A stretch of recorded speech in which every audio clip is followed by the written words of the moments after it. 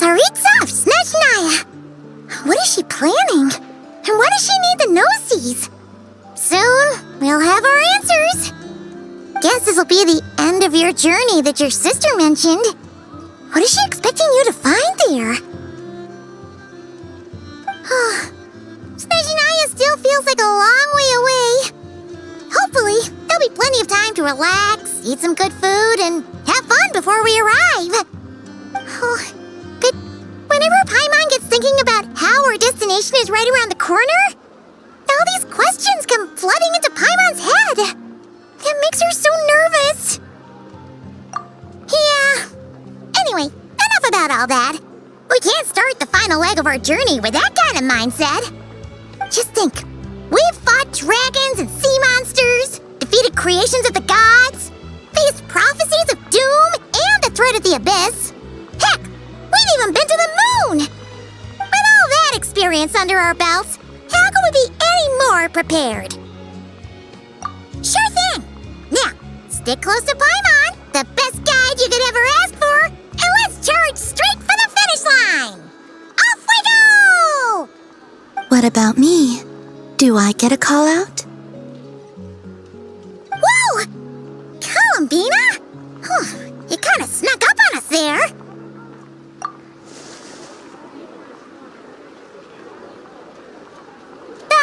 Don't look at Paimon! Paimon didn't sell you out this time. Oh, so it was you! Alright, guess there's no hiding it now.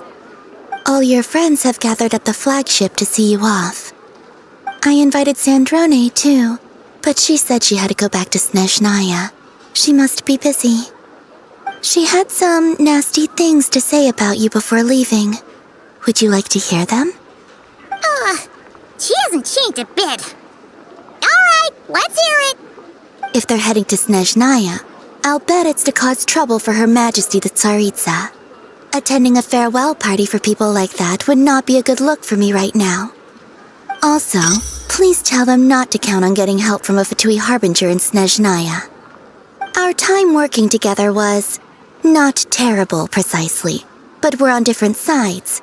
So when you get there, don't do anything to make life difficult for both of us. Well, that definitely sounds on brand for her. The attitude, the reasoning. Alright, we'll do our best to keep our distance then. No, you've misunderstood. I think she means that she'd like you to go see her. As long as you don't make things difficult for both of you, you'll be fine. Huh. You really have to read between the lines with Sandrone. Go on, get to the flagship. Everyone should be there by now. I told Lauma that you once treated me to a truly unforgettable meal. Today, I want to return the favor. It's my gift to you. It's definitely nice to be treated, but hopefully by this point, you know that you don't owe us any favors. The moon of Nodcry will always give you a warm welcome.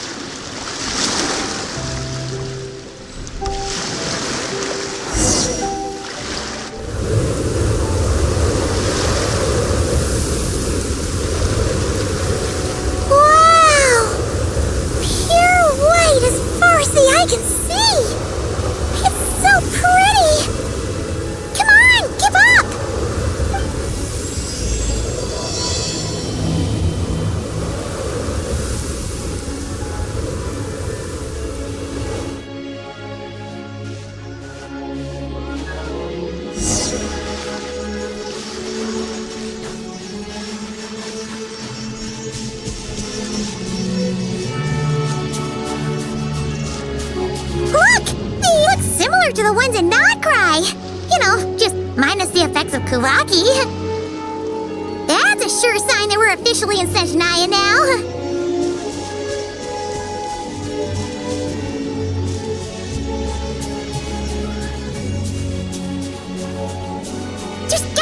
treasure chest around here somewhere. No adventure is complete without a chest or two.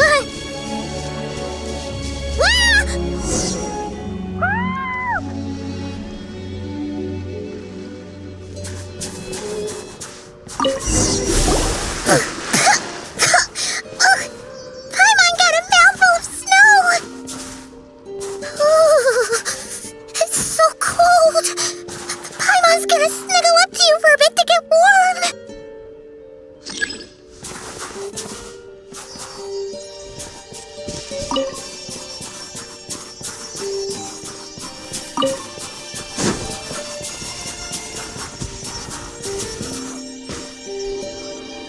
Hey, check it out! Those are bears, right? Aww, look how big and fluffy they are! So cute! Quick, take a picture before the moment passes.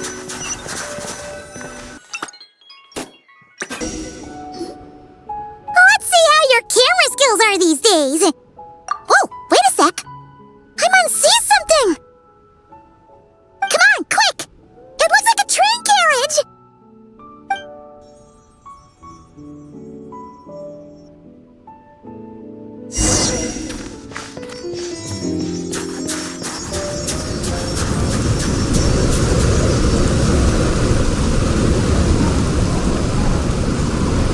Paimon's heard that Snezhnaya has loads of railways and trains.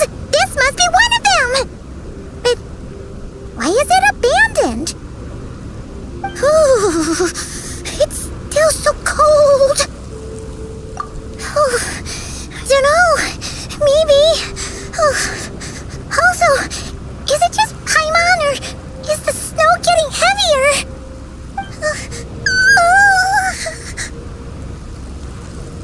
Yeah. So it can't just be because of the cold. It's hard to describe, but Paimon feels so weird. She's never felt like this before. Everything feels heavy. Getting kinda dizzy, too. Oh, no need. Paimon's just feeling a little low on energy. That's all. It's nothing serious. Not worth ruining our travel plans over. Yep, sure thing. Snezhnaya, here we come!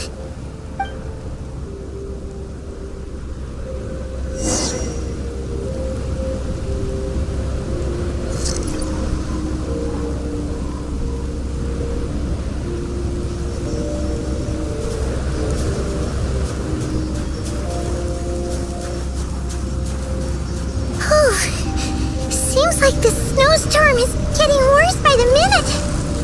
Paimon can barely fly.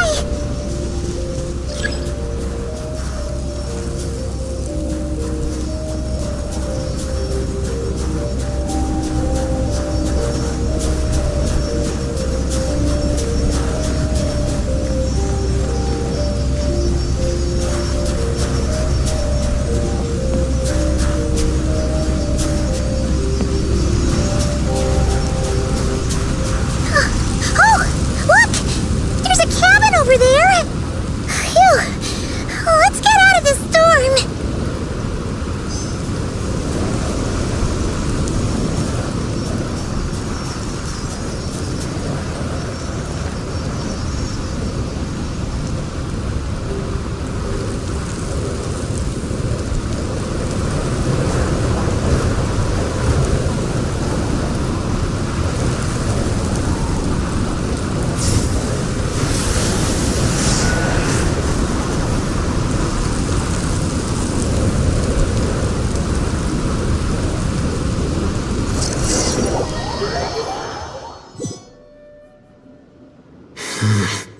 What is this place? Where's Paimon? I need to find her fast!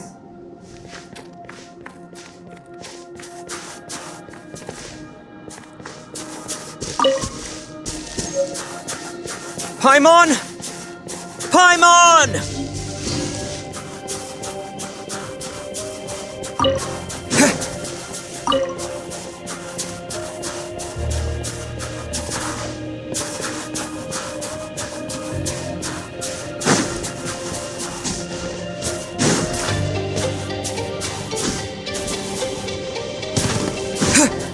That's strange. Where could she be? I guess I'll try further ahead. Hang in there, Paimon.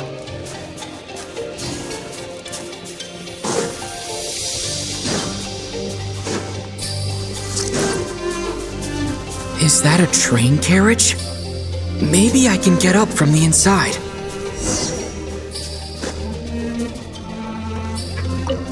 A reward on the road.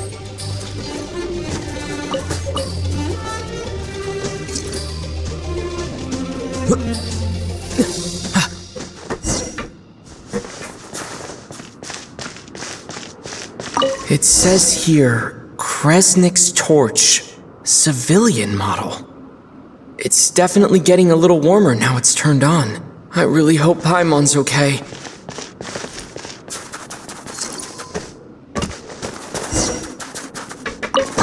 Is this an answer from this world? What was that strange sound? I can't tell if... Paimon? Paimon, is that you?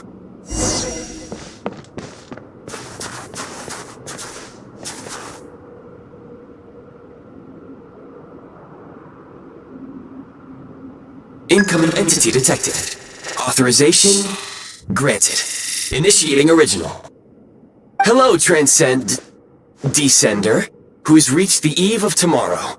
Eye of Grey at your service. Time since last activation. Time measurement unavailable due to the influence of... Anyway, it must have been a very long time. I was born to fulfill a mission. To reach tomorrow. To this end, I must... Strange. What was it? Wait, my body? Huh? Why is my body like this? Apologies. After a long period of inactivity, it appears that a lot of data has been lost. Anyway, I was created so that humanity could reach tomorrow. But I am unable to load further details at this moment. Nevertheless, serving humanity remains my primary objective. I have detected a drop in your surface body temperature. You cannot remain active in this state for much longer. In accordance with my preset programming, upon reactivation, I must ask the one who awakened me the following question. Will you accept me, Transcender? I will assist you, protect you, and fulfill my mission until we reach tomorrow.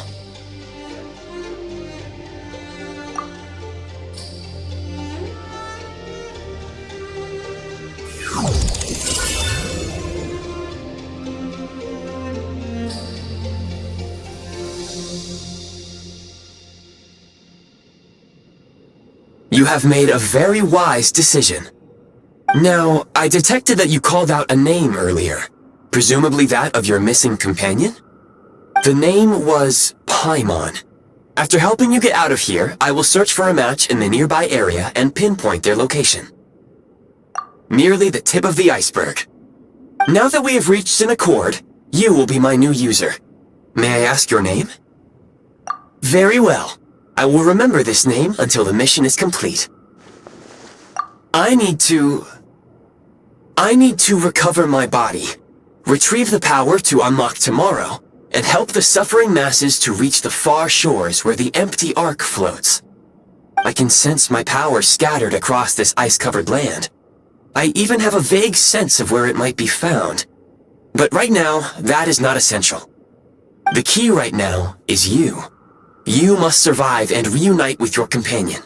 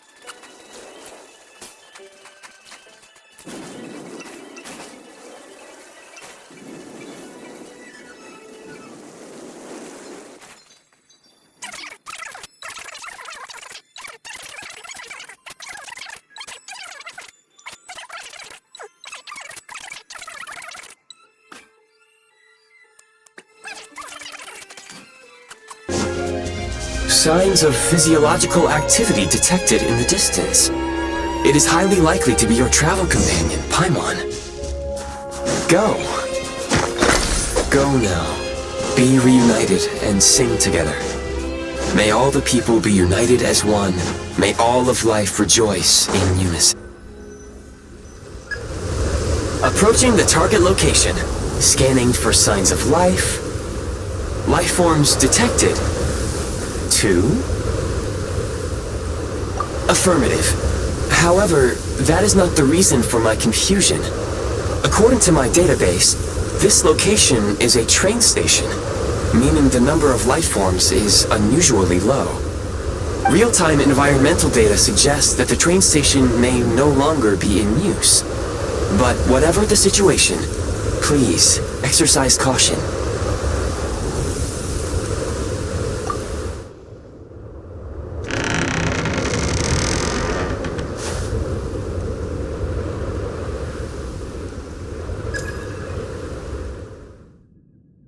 Paimon!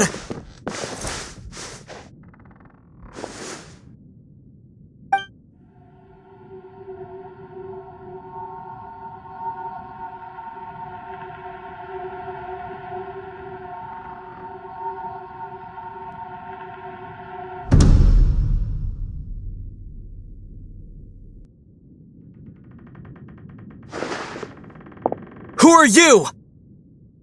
Don't worry. She's only sleeping. You must be the Traveler. She called your name repeatedly while attempting to battle her way through the blizzard. Newcomers to Snezhnaya struggle to adapt to the sheer cold at the best of times. Lately, even the locals are suffering, with a powerful monster having summoned a bitter snowstorm.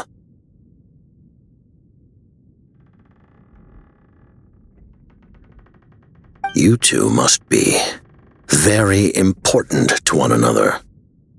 You should take more care not to get separated. Your eyes. Are you Conrian? There are indeed some Conrians left in this world who survived the cataclysm. But I doubt that is news to you. It would be unwise to interrogate my identity here.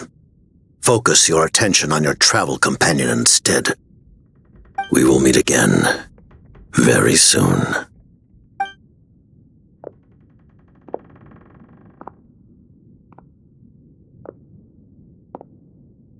The unidentified subject has now left the area. He appears to be an individual of great significance, but my search has yielded no relevant data. I will try searching the database again. Against the odds, your companion is safe and sound. The other person even left a blanket for her.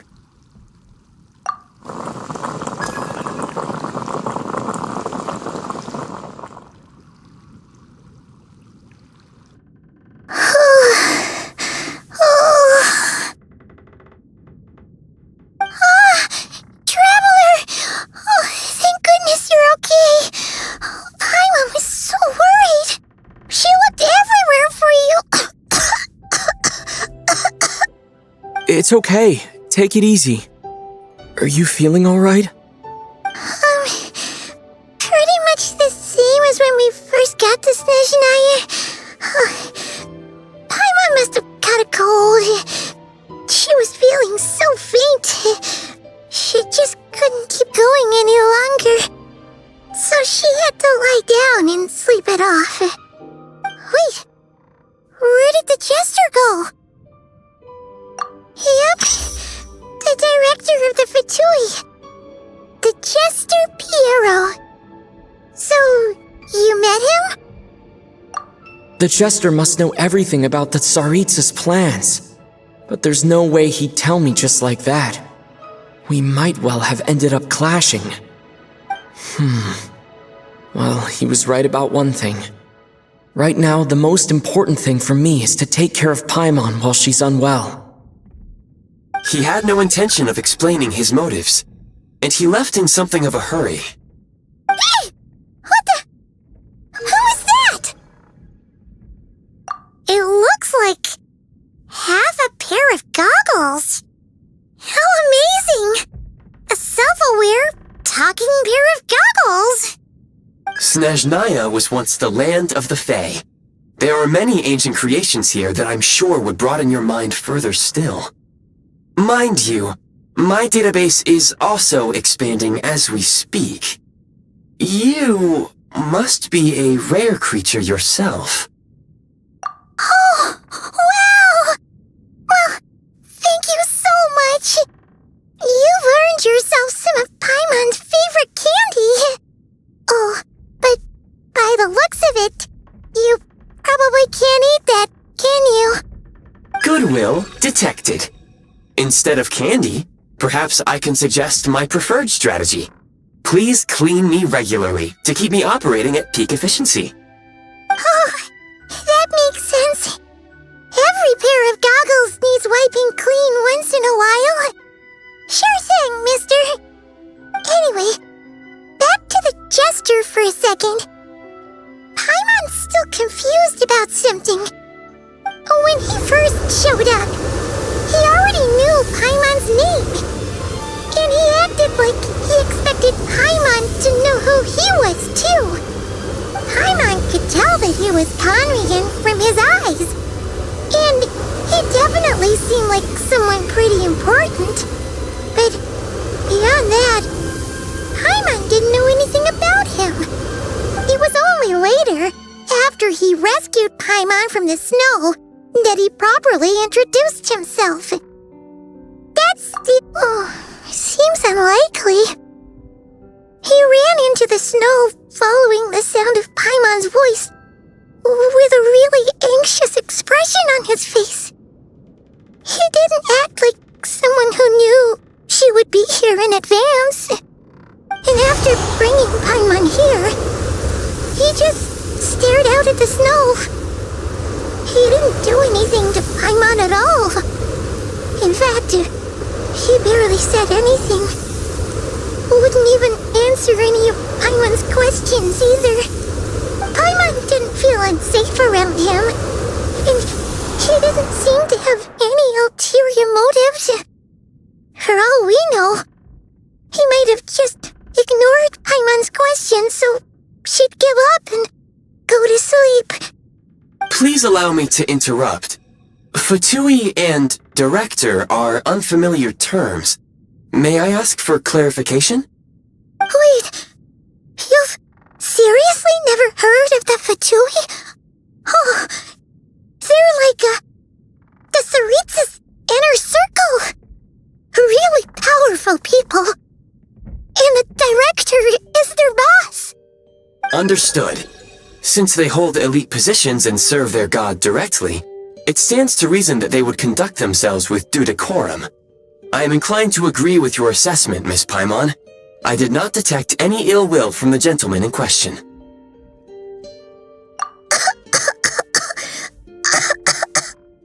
Sorry, I shouldn't have encouraged you to talk so much.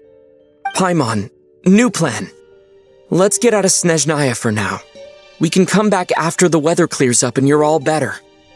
The jester mentioned that this snowstorm, being the work of a monster, is worse than most. Even if we made it to Snezhnagrad, we'd still have to wait out the storm before we could do any exploring. Oh, well, it's really nice of you to look out for Paimon, but she doesn't want to hold you back. We were really psyched up for this journey when we first set off. Just think of all the burning questions we have. If we turn back now, who knows how long it'll take before we finally get answers. Further information is required regarding the monster situation. But objectively speaking, there is another, more pressing issue at hand. At this point, we have traveled a significant distance into the blizzard. Were we to turn back now, the road would be extremely treacherous, especially since we would need to travel on foot. If, however, we continue onward, there may be a better solution. Do you remember what I said as we neared this location? I told you that this is a train station. While it has evidently fallen into disuse for unknown reasons, the tracks remain intact. We can break through the blizzard and forge ahead by driving a train. That is the Snezhnayan way.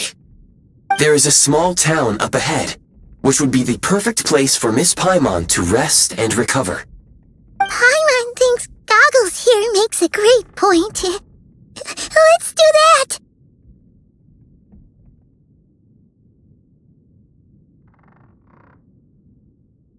Oh, come on. Don't worry. Think of all the traveling we've done so far. When has Paimon ever gotten sick before? Practically never. 'Cause she's in great shape. Sure, she's a little tired right now, but it's sure to clear up on its own. Affirmative. Should you ever need my assistance during your future adventures, please call for the Eye of Grey whenever you wish. Otherwise, I will remain silent to avoid causing any unnecessary distraction. Now, please follow me to the train tracks.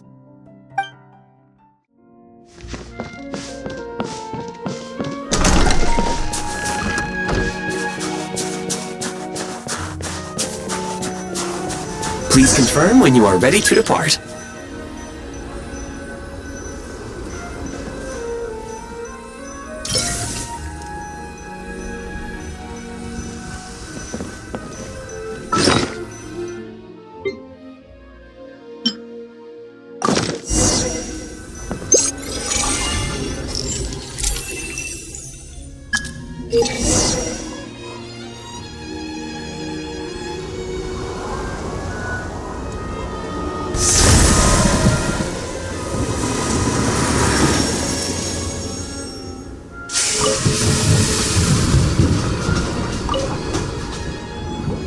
Heading north from here, we will soon arrive at... Wait, there's an error message. Could not detect clear tracks. What exactly does clear mean? Brace for impact, friends! Preparing to enter impromptu flight mode.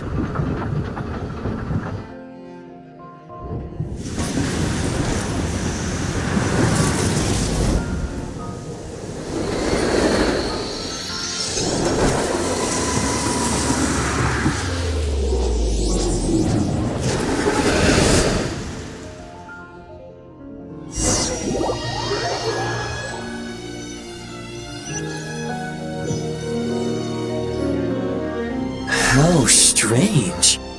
Not only was the station's status different from my records, but even the railroads and the terrain itself have changed substantially. Yeah. Thanks to your quick reflexes. My sincere apologies for putting you in danger. I'm afraid I'm as confused by all this as you are. Agreed. This is likely a consequence of outdated railroad data. The discrepancies between the old data and present reality are far greater than I anticipated. Fortunately, our crash landing has at least brought us much closer to the town. According to the data, anyway. Your data had better be right this time. I can assure you, it certainly is. Please look this way, and you will see a Kresnik's torch. It seems our ill-fated train ride was a blessing in disguise. We have taken the shortest possible route. Rest assured that I will take user preferences into account next time I plan a route. Next time, I will get it right.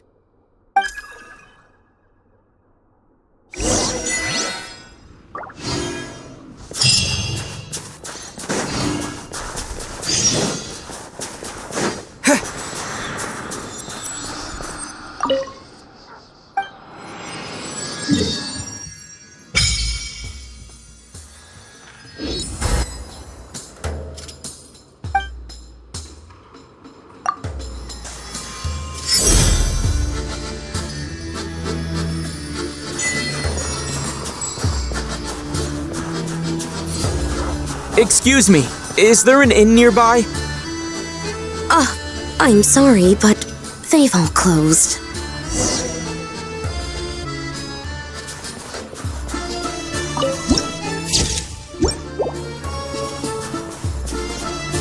sorry to interrupt. We're looking for a place to stay. I can't even afford to warm my own house, let alone run a business. Excuse us? Is there anywhere we can stay around these parts? Oh, I'm afraid not. You'll have to try your luck somewhere else.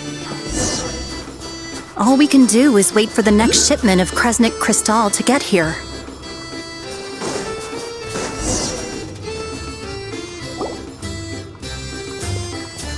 Hi there. Do you know if there are any inns still taking guests in this town? Doubt it. They're probably all closed. No one has enough Kresnik Crystal to heat their own homes, let alone a business. Oh, what a bummer. I clocked you a while back. You adventurers or something? We don't get many tourists in inland Snezhnaya these days. Why's that? Because of the snowstorm? In part. But the bigger reason's Project Stuzha. Since it's Her Majesty's will, we have to put up with it whether we like it or not. Oh, sorry. I assumed it was common knowledge by now. Basically, the Tsaritsa is planning something big. Something that requires an enormous amount of energy. Even if they used all the surplus Kresnik Crystal in Snezhnaya, it still wouldn't be enough to meet demand. So, the Vecha passed a resolution requiring all factories and households to reduce their energy consumption. The policy has thus been charmingly named Project Stuzha, meaning bitter cold. Bitter cold? So, like, it's gonna be a cold winter, folks? You're all gonna have to find a way to get through it? That kind of idea? Pretty much. When you're broke, you scrimp and save. When it's cold, you huddle together for warmth. There's always a way to stretch things out to make ends meet. Trouble is, if you stretch someone out like an elastic band for too long, who knows if they can ever bounce back. You know what? Come with me and see for yourself.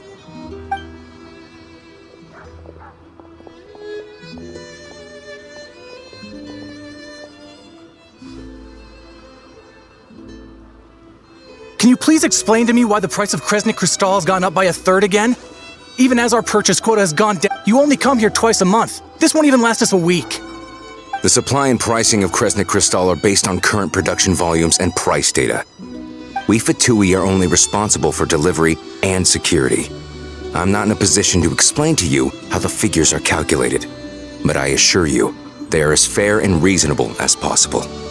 Oh, so our lives mean nothing to you? How can you expect anyone to survive a single night in this weather without heating? Since you insist on making me repeat myself every single visit, I will remind you again. There is no monopoly on the trade of Kresnik Crystal. You are free to purchase the shortfall from elsewhere on the market. What market? Nobody else is selling! And when they do, they charge 8 times the normal rate! It's robbery is what it is!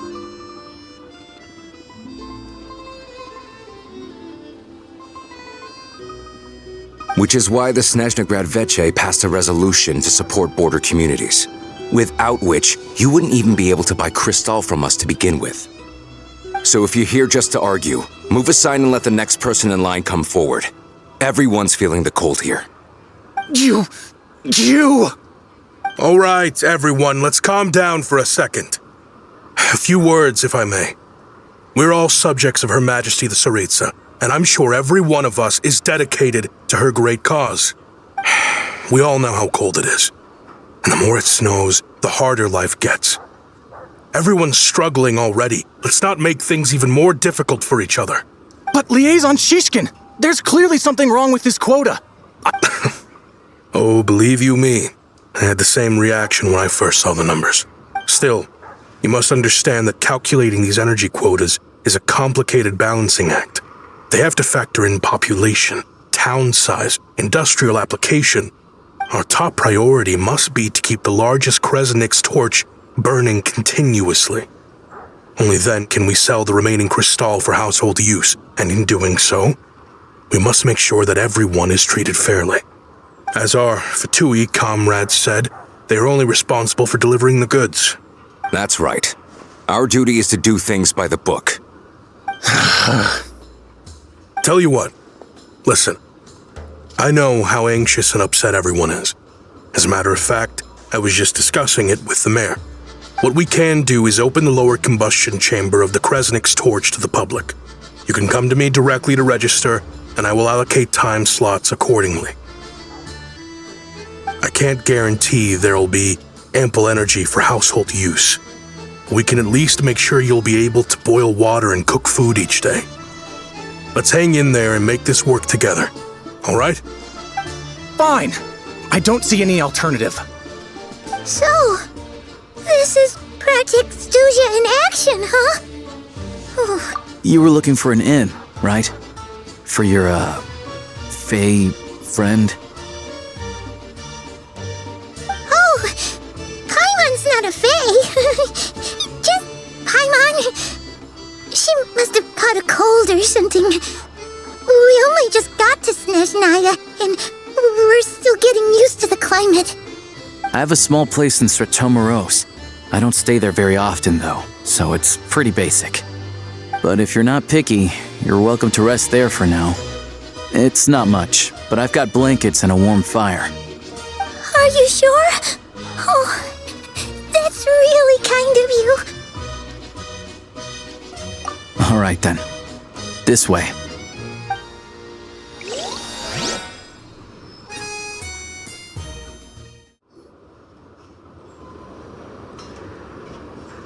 Oh, so cozy and warm.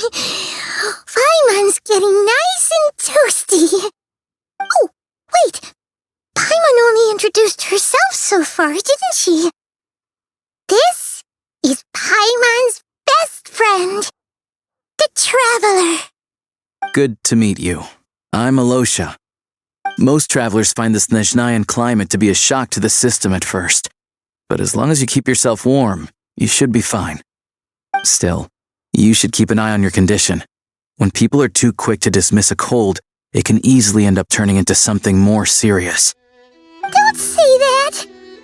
Paimon's too young for chronic health issues. They aren't in town right now, and they won't be back anytime soon. The train station has been closed ever since these power shortages began.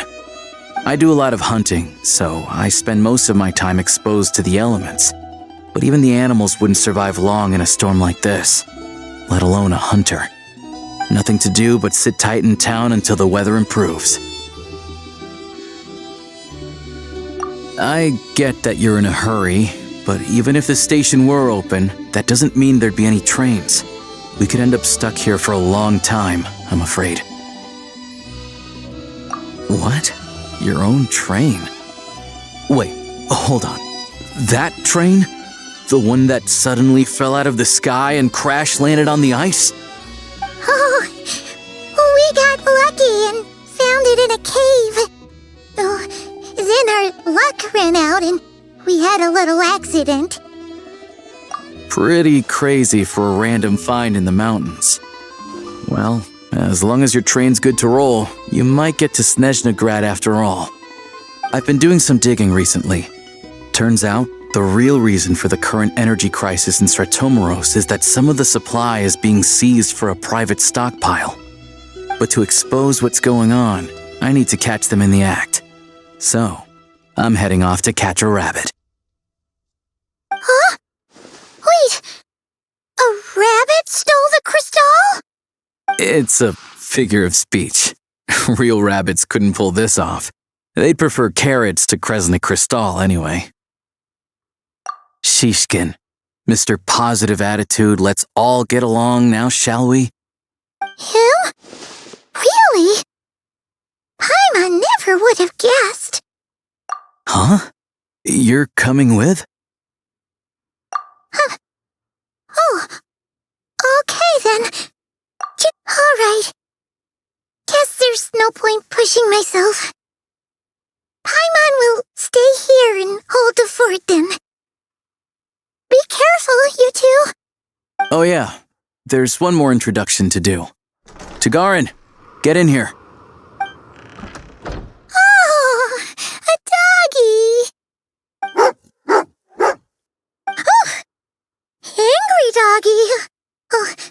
Tugarin doesn't like being petted then. He likes to think he's above that kind of thing. He's my hunting partner, so he'll be joining us when we head out. Carrots aside, we'll need to stay completely undetected. We can't risk spooking our rabbit, or there's no telling which burrow he'll scurry back into. First, we need to find a way into the train station and see if we can find any real freight data. Shishkin's figures can't be trusted. Then, we get Tugarin to catch a scent and find out which way the crystal went. What are you eating? Oh, check it out! When you're all out of carrots, try jerky! Good doggy! Good doggy! A fellow dog lover, huh? Yep. And rabbit lover. Carrots are great too, you know. Good to know. Eat up, Tugarin. We got a lot of work to do.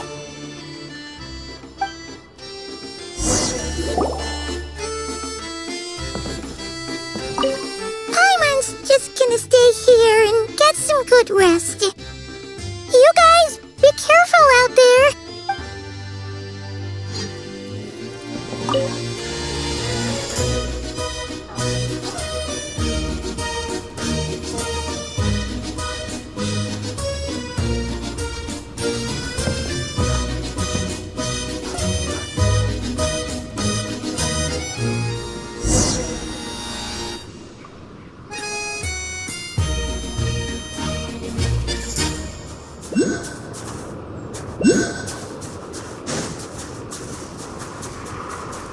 Wait.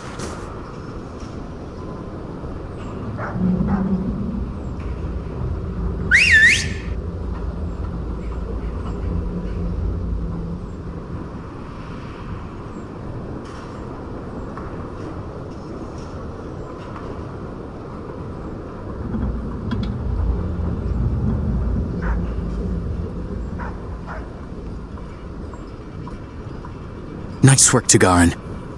Come on, we'll go around.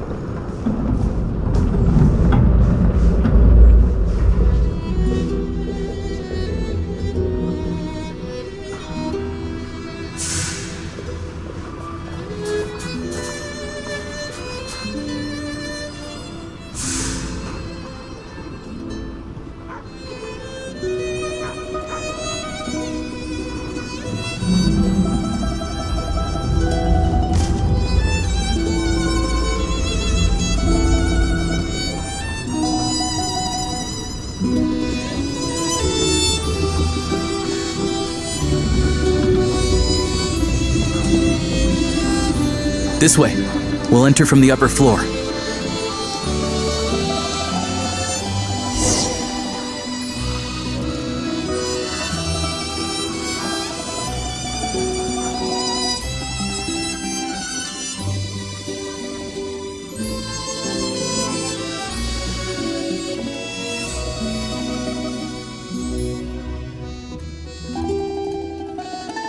There we go.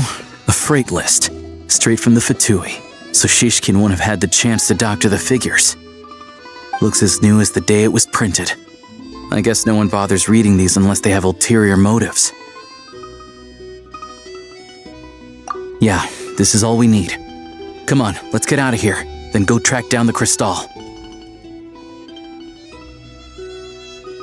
Tugarin's a keen hunter, and catching rabbits is his specialty.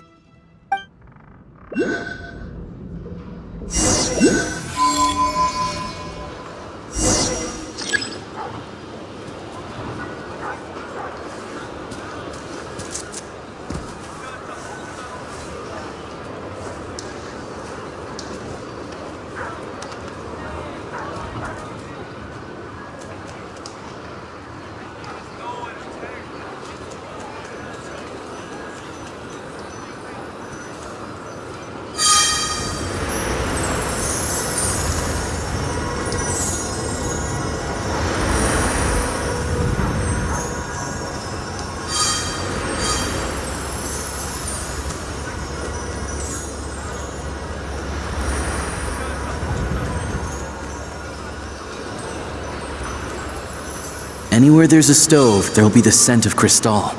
That's normal.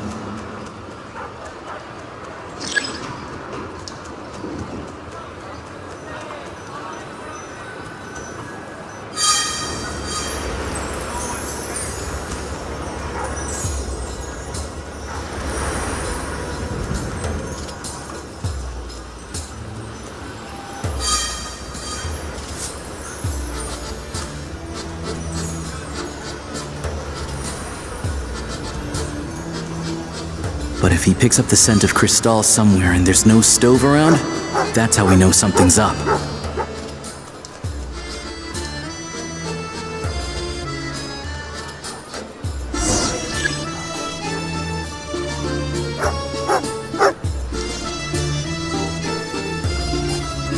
This must be the rabbit's warren. Good job, boy. Sure enough, there's a tunnel. You stay here and keep watch.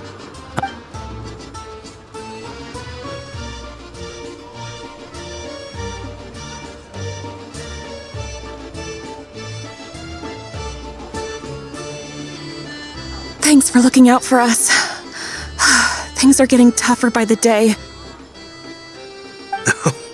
No need to thank me, it's my pleasure. Sure as Her Majesty the Tsaritsa watching over us, every sacrifice will be worthwhile. Let's grit our teeth until the blizzard passes. These days of hardship will be over soon. Maybe for everyone else, Liaison Shishkin, but for you, the hard times have only just begun.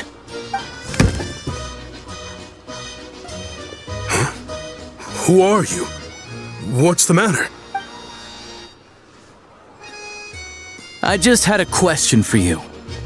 Why, when times are as tough as this, would someone hoard more Kresnik Crystal than they could ever use? All the crates here are from the most recent shipment, but they weren't brought here for sale. Would you be able to shed any light on the situation, Mr. Me? Why, I have no idea. But look at how much there is! It's quite a godsend. This godsend was found in a cellar adjacent to your residence following a tip from Mr. Alosha. And this is only a fraction of what we found down there. I've always been grateful for your efforts to mediate between us and the townspeople of Sretomaros. But now, Mr. Shishkin, it appears you were the source of the conflict all along. How could you do this to us? We trusted you to have our backs. Hey, I owe you all an apology. This isn't who I am. Please believe me, this was a one-time mistake that I will never repeat. We all know how difficult life has been since Project Stuja came into force. Energy is an increasingly scarce resource. People everywhere are getting desperate. But some places have been hit harder than others. I grew up in Alatir, a small village with no train station. Deliveries of Kresnik Crystal have ceased there entirely. If nothing is done, they're all going to freeze to death. You know as well as I do how downright impossible it is to buy Crystal these days. I watched as energy grew scarcer by the week, all the while knowing that their lives were at risk. Then one day, I looked at the Crystal shipment in front of me, and a terrible, selfish thought entered my mind.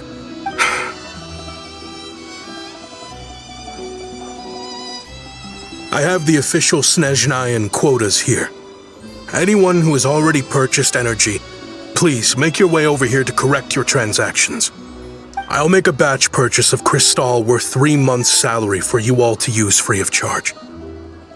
As for Alatir, I'll think of something else.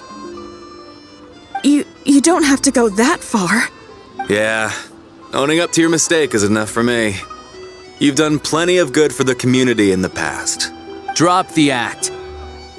You claim this was a one-time mistake, but the real reason there's only one shipment's worth of stolen Crystal in your basement is that you have an accomplice. Reporting in, sir. We've conducted a full search of the mayor's house. As expected, we found many crates full of Crystal, half of which were still in their original shipping containers. This wasn't your first time at all. You've been colluding with the mayor of Stratomeros for a long time now. The train station's currently out of service, but it does open for a short window every time there's an energy delivery. And every time a train pulls in, you're there on site to take inventory and oversee the workers unloading the cargo. The mayor handpicks said workers. Per his instructions, they transport the crystal by tunnel at night to the mayor's house, and he sells it out of town. But since he can't get the goods out of town by train, he had to arrange an alternative method of transportation. This meant slower sales, which gave me plenty of opportunity to catch him in the act. Wait, the mayor's involved in this too? Preposterous. What proof do you have of any of this? Basic math. I've spent a lot of time lately counting carriages as the snowstorm rages. Counting carriages? The energy consumed by a train depends on its total weight. And since energy is a limited resource right now, it's fair to assume that every carriage is packed full. So, if we take the energy required for the Kresnik's torch, add the sales figures you provided, then compare that figure to the train's theoretical cargo capacity, guess what? The numbers never match. It's always off by 1 or 2 carriages worth. This time, you set a new record. 3 carriages missing. You mean to tell me that you sat around outside, counting carriages, in this weather? I'm a hunter. I have 2 options. Hunt or starve. Well, I've heard enough. The evidence speaks for itself. Take Shishkin and the mayor into custody and escort them back to Snezhnaya.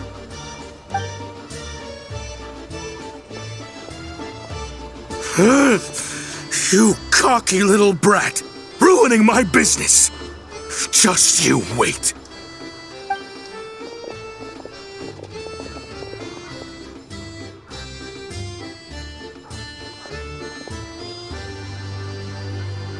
Yeah, something felt off, so I just followed my gut. Math isn't my strong suit, though. I'm lucky my dad made me learn enough to get by, but... Thank you for your assistance. You're a brave lad. Shishkin was quite the cunning criminal, as I'm sure you can tell. He did all of this right under our noses, and we... A wolf in sheep's clothing. He had everyone fooled. Even with that sob story he fed us. He was probably trying to keep the mayor out of it, not just mask his own motives. Without the compelling case he put together, even I might have fallen for it. Alosha, was it? Tell me, are you really a hunter? We can go find some wild animals if you want. I'll fire off a couple of shots, and you'll see whether I'm the real deal. I didn't mean to cast suspicion on your identity. It's just... Well, I'm sure you've heard of the Rokot. Recently, they've been recruiting people with your kind of talent. They hide in plain sight under false identities, working against Project Stusha, sometimes directly opposing the Tsaritsa herself. They aren't a violent organization, and their goal is to improve the lives of the common folk, but still, as a member of the Fatui, I wouldn't be doing my job if I didn't keep tabs on them. First I've heard of this. I don't really keep up with what goes on in the city. All I know is, people who don't mind their own business in the city end up paranoid about everything. As for me, I just couldn't stand Shishkin. I'm from Alatir myself, and I can tell you, nobody's lived there in years. Why would an abandoned village need crystal? Of course, no one really cares about the fate of that place. I'm guessing today is the first you've heard of it. I see. It does sound quite tragic. Really. Well, thanks again for your assistance, and your friend here too. I will report this incident to Snezhnaya. The Fatui will take over energy distribution until new officials are appointed. We'll also ensure that the train station resumes normal service as soon as possible. Looks like it's my turn to brush up on math now. I never liked it as a kid either.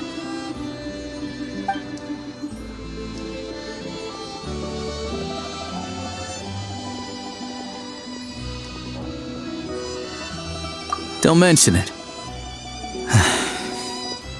Isn't the soldier overseeing the delivery supposed to verify the quantity of the goods? Was he just careless? Or was he being paid off too? Excuse me.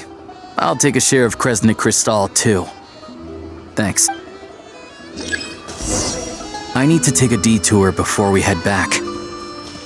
There's someone I have to deliver this crystal to. Hang tight for a moment. This old lady, she doesn't really know who's who anymore.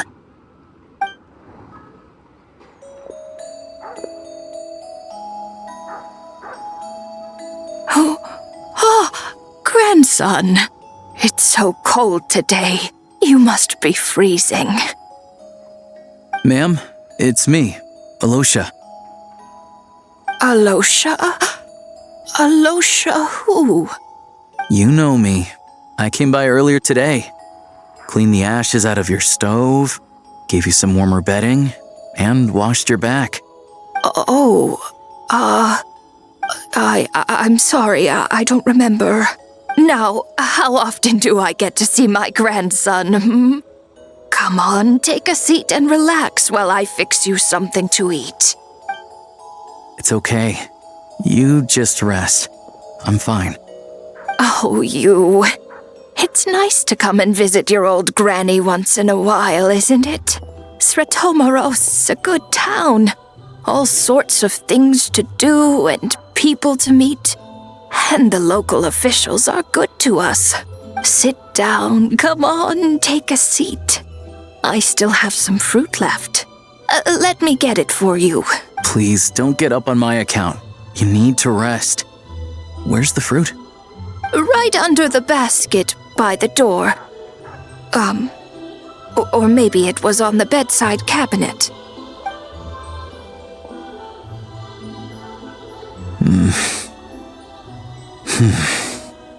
Well, grandson dear, do you like it?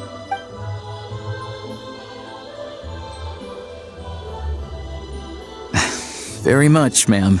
It's delicious. Good. Wonderful.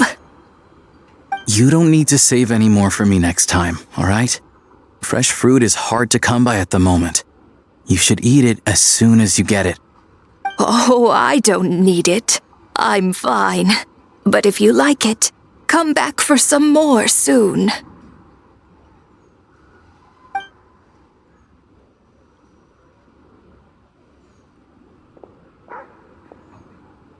Some kind soul must have given these to her. But she always saves the nicer things for special occasions. I met her at the market back before her health began declining. She was a lovely old lady. We're from the same hometown. Not many people have heard of Alatir. And if they have, it's usually for all the wrong reasons. There's a gang of highwaymen that came from there. Now that it's an abandoned village, it's rare to find anyone who shares fond memories of our hometown.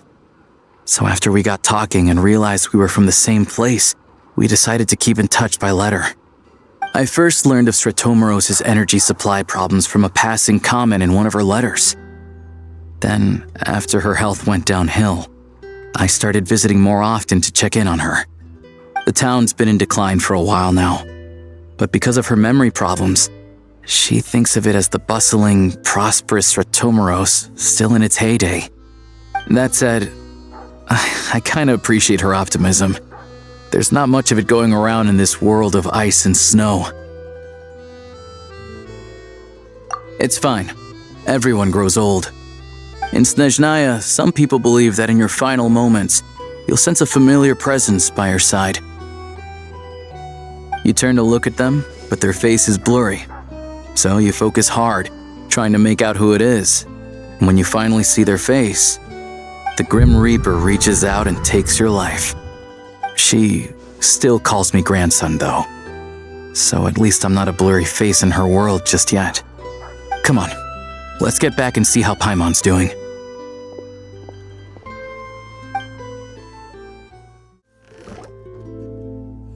Paimon, we're back.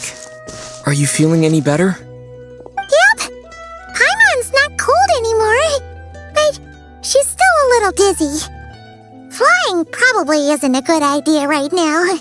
Paimon might lose her balance. But Paimon's sure she'll be fine. It's probably just from getting hit on the head by that pile of snow when we first arrived in Snezhnaya. Her complexion's looking much better. Let's keep an eye on her. Sure, but enough about that. How did everything go on your end? Are you all set? Did you have any trouble? I'll explain. It's a bit of a long story.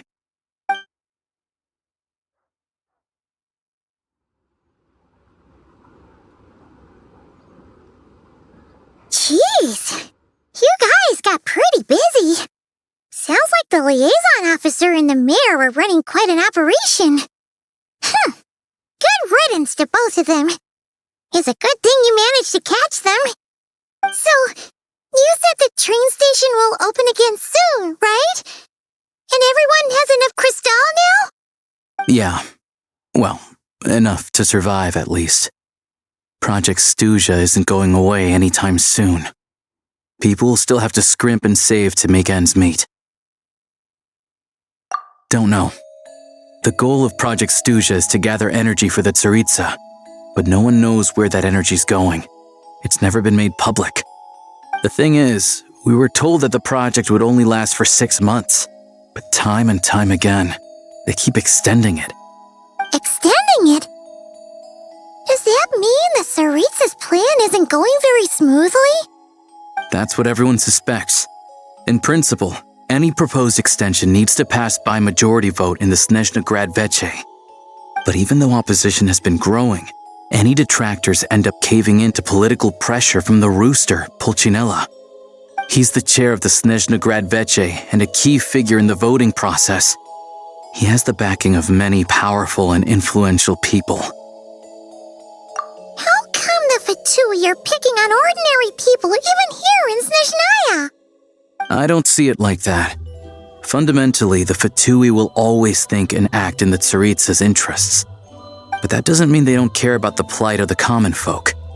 The only reason Stratomiro still receives crystal shipments is because of a relief proposal put forward by the rooster himself. Then there's the Fatui soldiers providing support in every corner of the nation. Even the Northland Bank provided some mora for disaster relief, and they're as conservative and indifferent as they come. It's just that the rich and powerful in their fancy palaces live in a completely different world from us. There's always going to be some conflict when those worlds collide. Yeah, well, even though we all believe in Her Majesty the Tsaritsa, there are still many differences of opinion on how best to tackle the big issues of the day. Regular folk don't have an easy way of getting their voices heard in Snezhnaya, while the rich and powerful are either unwilling or afraid to speak out for all sorts of complicated reasons. The Rokad provides the disaffected with false identities and an outlet to vent their frustrations. Of course, an organization like that exists in a gray area. The moment the Veche think they've crossed a line, there's sure to be a crackdown. But so far, they've been doing their best to help the common folk. Like us, don't you mean? You didn't hesitate to join in. You're not new to this, I can tell. That's because we're adventurers. It's our job to help people out with commissions and get to the bottom of things. Sounds like we're going to get along. So, what's your business in Snezhnaya? Aside from taking your friend to see a doctor, of course. I want to meet the Tsaritsa. It's complicated. I've had run-ins with many of the Harbingers along the way, and I really need to know what the Tsaritsa is up to. Her ultimate goal? What the no-sees mean in all of this? Since I've made it this far in my journey, I have to find the truth, whatever it takes. Wait, so... No way. Are you who I think you are? Sounds like you've heard of us then. We're getting more famous by the day. I didn't realize I was in the company of giants. Honestly, we're all as curious as you are about what the Tsaritsa's planning, and why it has to involve us freezing to death in the snow. But getting in the same room as her won't be easy. The common folk aren't permitted to meet her at the best of times, and right now, she's probably not even in Snezhnaya. Word is, she's heading east on a campaign to slay a monster. Yeah, so you've heard of it. A wild, unpredictable monster with the power to summon snowstorms. It also absorbs everything around it into its body, so it's growing constantly. Now it's so big that the Tsaritsa has deemed it the #1 threat. Luckily, as it grew, it became increasingly less mobile, so it doesn't pose an immediate threat to this town or to Snezhnagrad. I'm sure that Tsaritsa and her personal guard, the Druzhna, won't have any trouble defeating the creature between them. It's just a question of how long it'll take. Suffice to say, you won't be seeing her anytime soon. You'll have to wait until she gets back. Fair. Well, the Fatui will be taking over management of the train station for the time being. Things should be up and running by tomorrow. Once it's open, we can see about getting your train towed to the station. Whoa! That's gotta take a lot of manpower. Are you sure we can talk them into it? The Fatui aren't exactly spotless in this whole mess. Plus, we helped them out. Should be easy enough to negotiate. As far as I know, all the paperwork is dealt with upon manufacture. I've never seen anyone check it, so I wouldn't worry. Having a train makes everything much easier.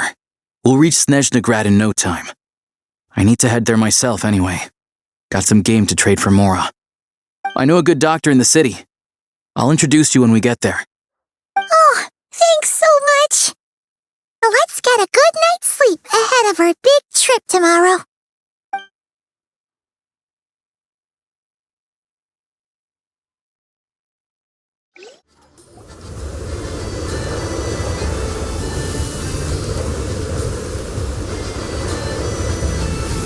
Drive carefully, all right? You don't want to end up in this situation again. Also, I don't think I've seen a train like this before. Is it a new model or something? Not a fan of small talk, are you? Anyway, take this. It's an up-to-date map of the Snezhnaya rail network. All the track switching is automated, so as long as the train's moving, you don't need to worry about collisions or anything. We'll leave you to examine the train's conditions yourselves.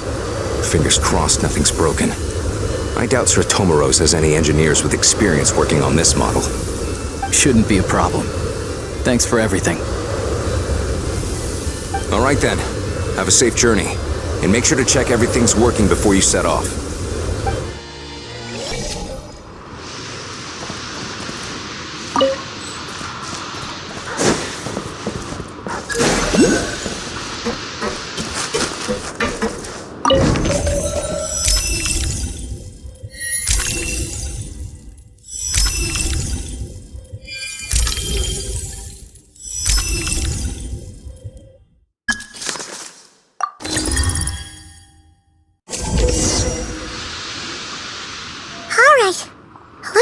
Destination settings have been applied. Let's give this thing a final once-over and then head out. Goggles, your time to shine. Affirmative. Running vehicle diagnostics. What's this? Engine, green. Wheels, green. Frame, minor damage, but no impact on function. Diagnostics complete. All systems nominal. Neat! Huh. Paimon still can't get over the fact that you just found this tech lying around in a random cave. I've lived in Snezhnaya my whole life, and I've never heard of an interactive, talking train autopilot. Strictly speaking, I wasn't designed purely to drive trains. Though I doubt you have any interest in navigating the practically unreadable operator's manual yourself. All configurations are complete. Should you require any further assistance, please call for the Eye of Grey. Away we go! Oh, nope. Paimon's gonna find a warmer seat.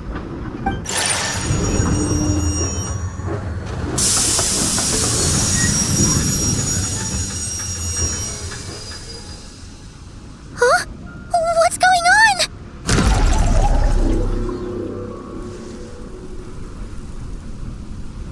Oh no.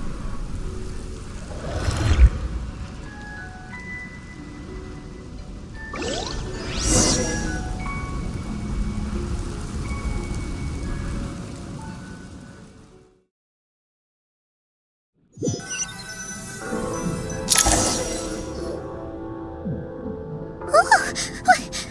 is this place? Traveler, are you okay?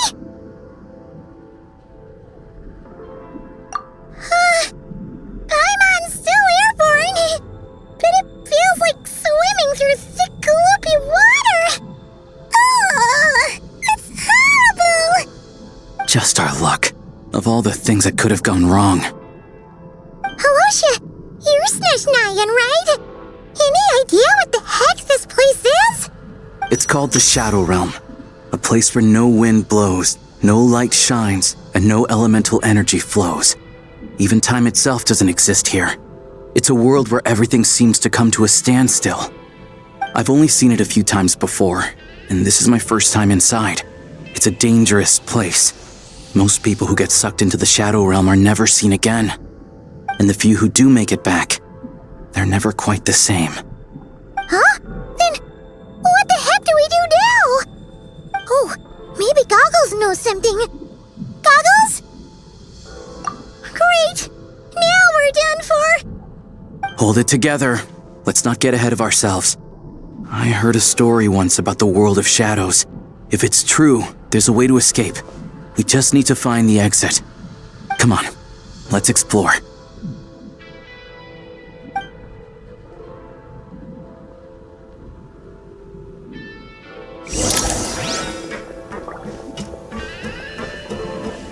Look at these Fatui! It's like they've lost their minds! Their shadows have been devoured. They're no longer amongst the living.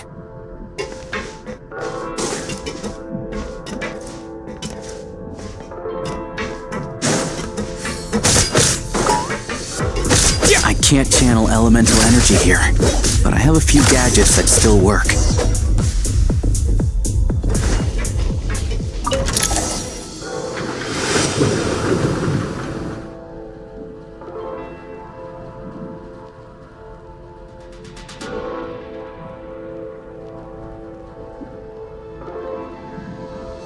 Wait!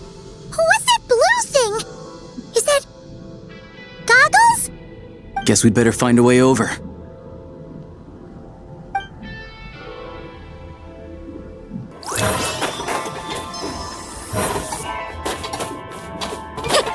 Ready to drop one.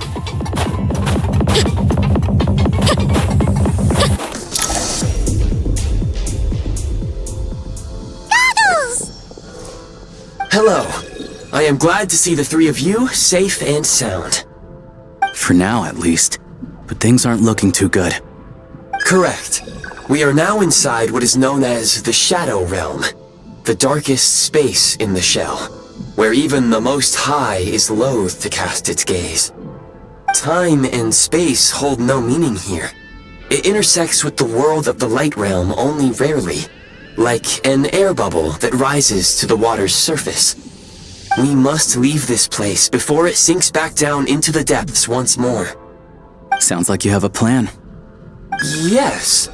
In fact, the very purpose of my creation was likely to... from the Shadow Realm. It appears that key data is currently inaccessible, but now is not the time to resolve that problem. I have marked the exit to the Shadow Realm for your convenience. In addition, I have prepared some equipment to aid you as you traverse the Shadow Realm, Traveler. It may well be one of my core functions. Scan complete. Construction in progress. Activation code? We once peered into the past from the ruins of the shadows. This is what remains of the Golden City, Hyperborea.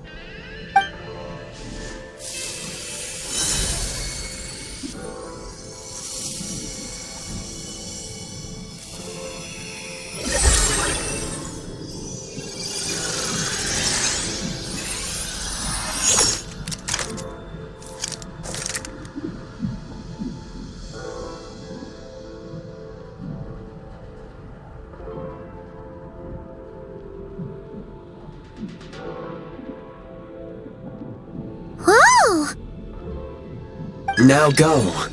Arm yourselves with weapons of the spirit. Bring down the walls of the stronghold, and extinguish the flaming arrows of the wicked. Is this a gun? In the Shadow Realm, where humans cannot channel the elements, there once was one who, after much research and many attempts, found this to be the most effective means of attack. Let's go. We don't have much time.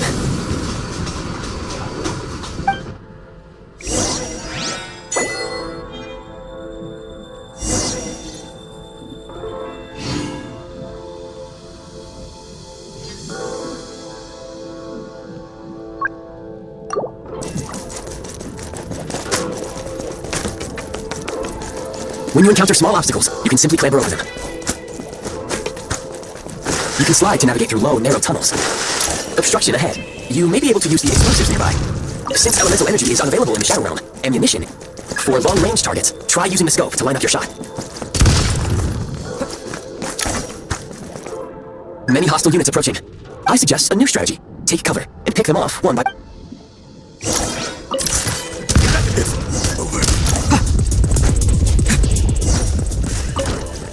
More enemies detected. Try attacking with the newly unlocked assault function.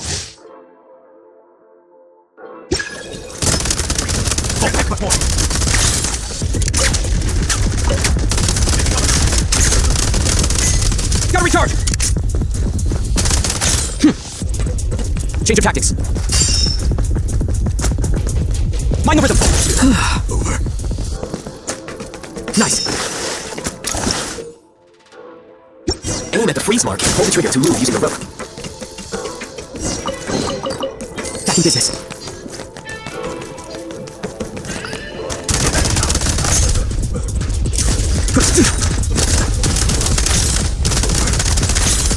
Taking cover. Some supply points can restore a small amount of stamina. Press on. You should be able to use the prime ice construct left here to cover long distances.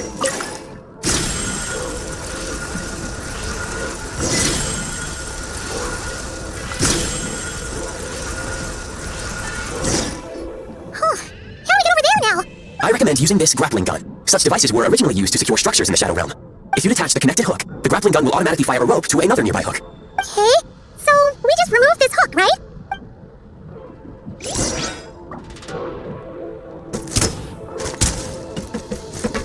Switch mode! Mind the rhythm!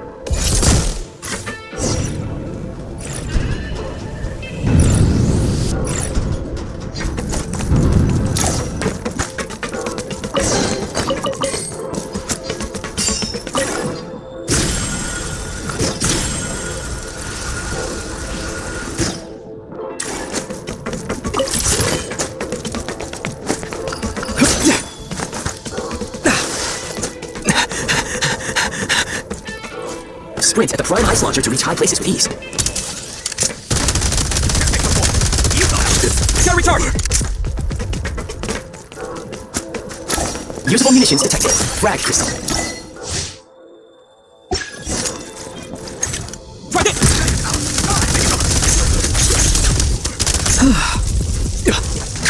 Mind the rhythm. Gotta recharge! Demolition time!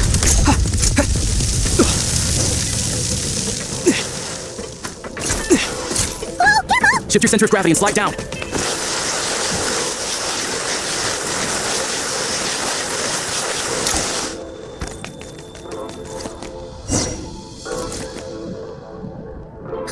How much longer is this gonna take? The exit is right ahead. We are very close now. However, It's like they're trying to keep us trapped here. That platform and the carriages are swarming with the undead Fatui. Guess we gotta storm through.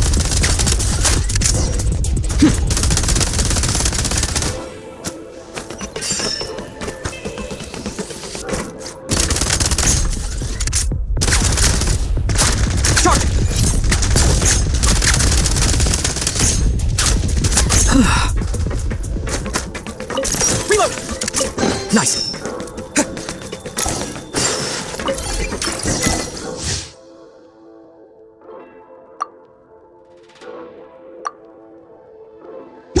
You may find switching to assault mode makes your attacks more effective.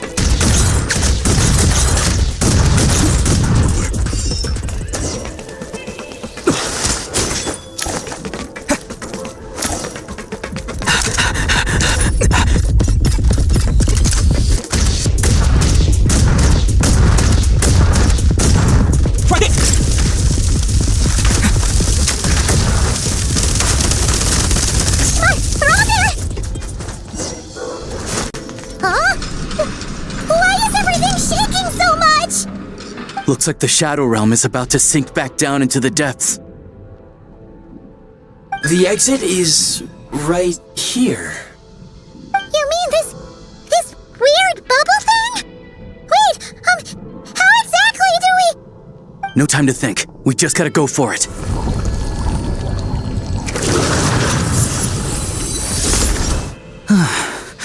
Looks like I was right.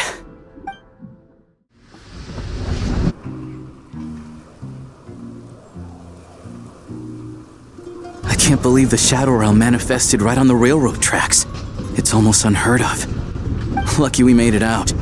All thanks to you and that awesome gun. Ah, so you have heard of the Golden City before? Yeah, it came up a whole bunch in Nokrai. You're a pretty neat surprise in that sense, aren't you, Goggles? We had no idea they left cool gadgets like you behind. Make no mistake, it was a team effort. For a first-time firearm user, your performance was quite outstanding, far beyond my expectations. As Alosha said, it is highly unusual for the Shadow Realm to manifest in a place like this, but we should still watch out for similar dangers ahead. Oh, let's hope not. If anything else goes wrong with this trip, Paimon's gonna have train trauma for life. The Shadow Realm can appear anywhere, not just on the railroad. I am simply advising that we take sensible precautions. Now, if you wish to further calibrate and upgrade your firearm, you may do so over there, provided you have the necessary components. Please take a moment to catch your breath while I repair the body of the train. Amongst other things, this will ensure Paimon is a little warmer while on board. Oh, thanks, Goggles. You're a trusty train conductor. Yes, of course. And just like the Eye of Grey, I am sure it will be a great asset to you in your future adventures. If not the trustiest, then it will at least get the job done. Let's get some fresh air while the Eye of Grey fixes the train. Yeah, sure. Paimon wants to forget all about the Shadow Realm. It was so creepy in there. Stretching our legs might help take our mind off things.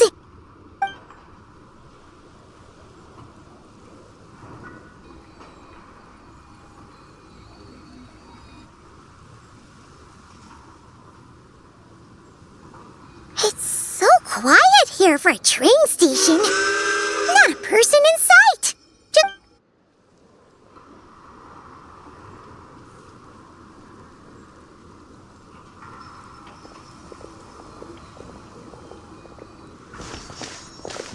Huh? So much for repair? You've swapped our train out for a whole new model! My plan was to restore the train to its original appearance per my records as quickly as possible. Now that the repairs are complete, the train offers optimized performance and a significantly improved trendiness level. Huh. Didn't know trendiness was a parameter. According to my calculations, parameterization is the most effective way for the Eye of Grey to understand trendiness. Hyperborea, huh? I'm sure I've heard of that in a story somewhere. What an incredible little gadget you are.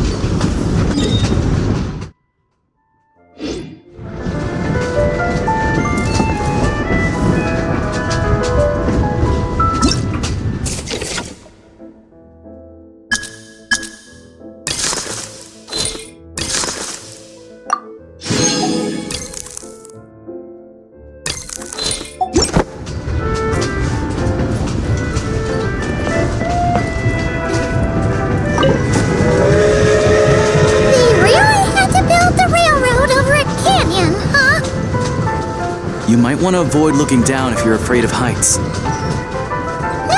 it's not that.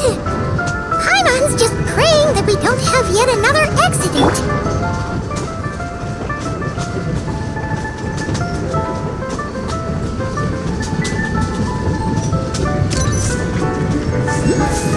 That mountain is breathtaking. Reminds Paimon of Dragonspine. They say this mountain's the domain of a Snegovic lord. A lot of the Snegovic retreated there to live in seclusion, so it's a pretty mysterious place. You hear all kinds of stories. Even the residents of the nearby town of Svietlo-Lidovka steer clear of the summit, and they make a living off of harvesting prime ice.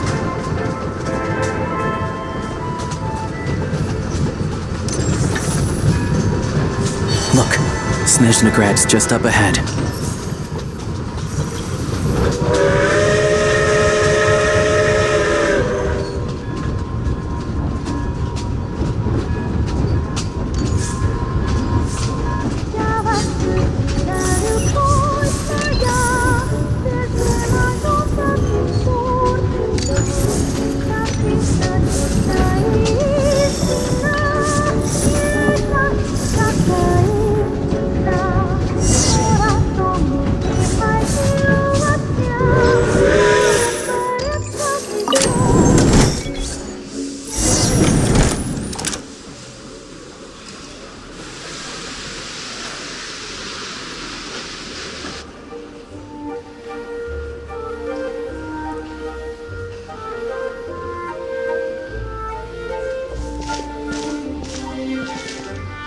Here we are.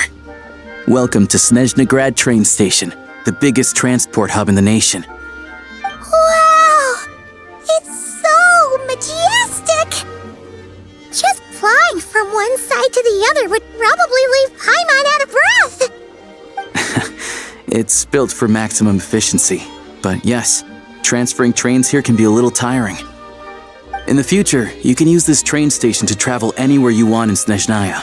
For now, though, come with me. Let's get Paimon checked out. This way. There's a lift car that goes straight to Sapoliarni.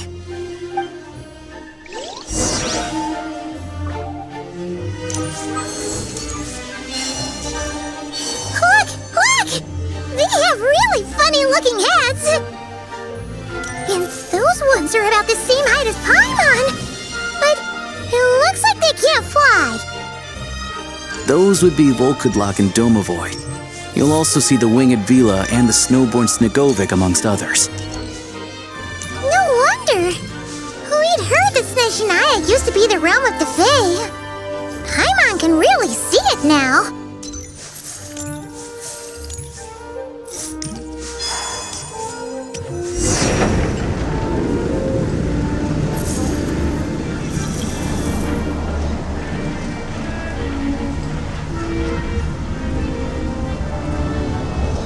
I love the snow. To the left is the market of Zolny.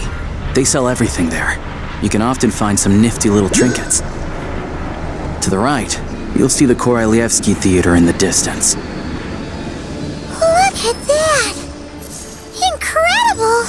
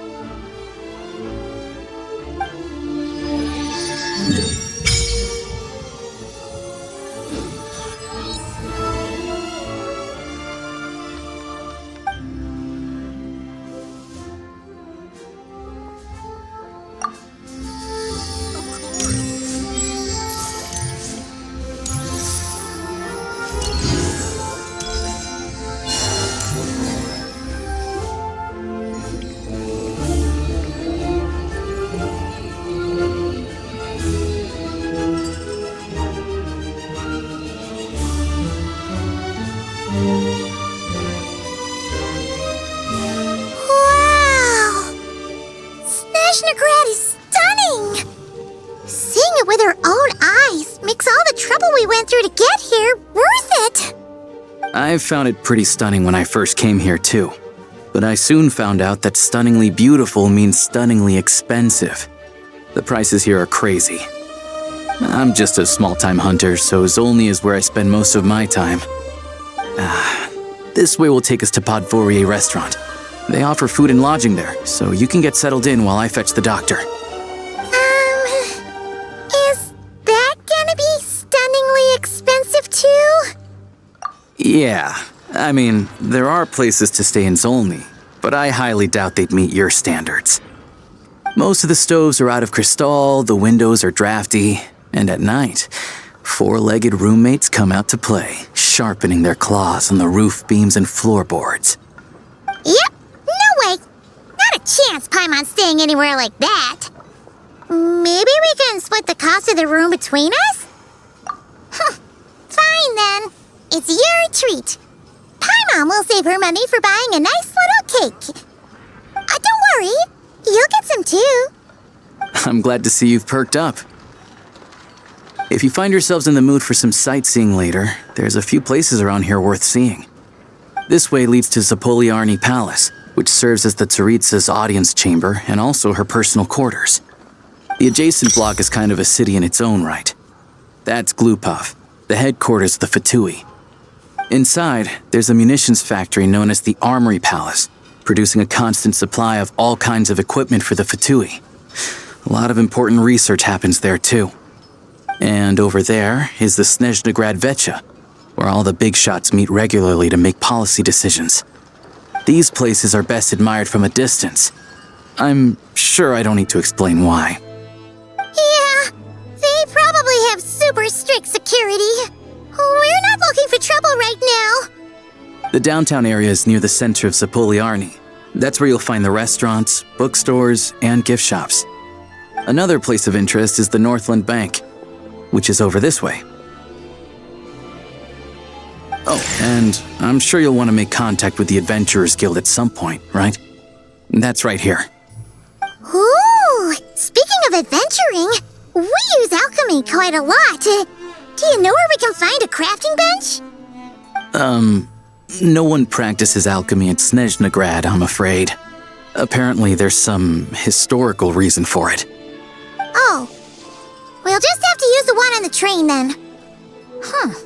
Kinda inconvenient. Wait, how come there's one on the train if that's Snezhnayan too?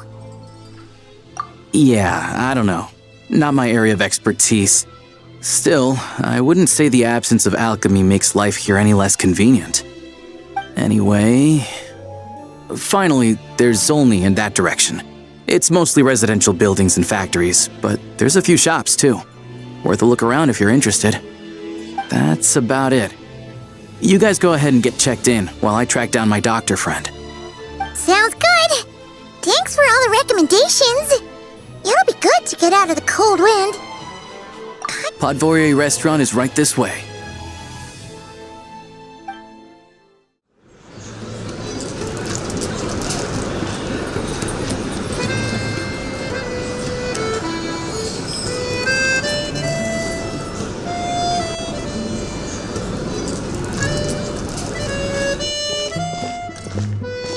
Looks like you get what you pay for, huh?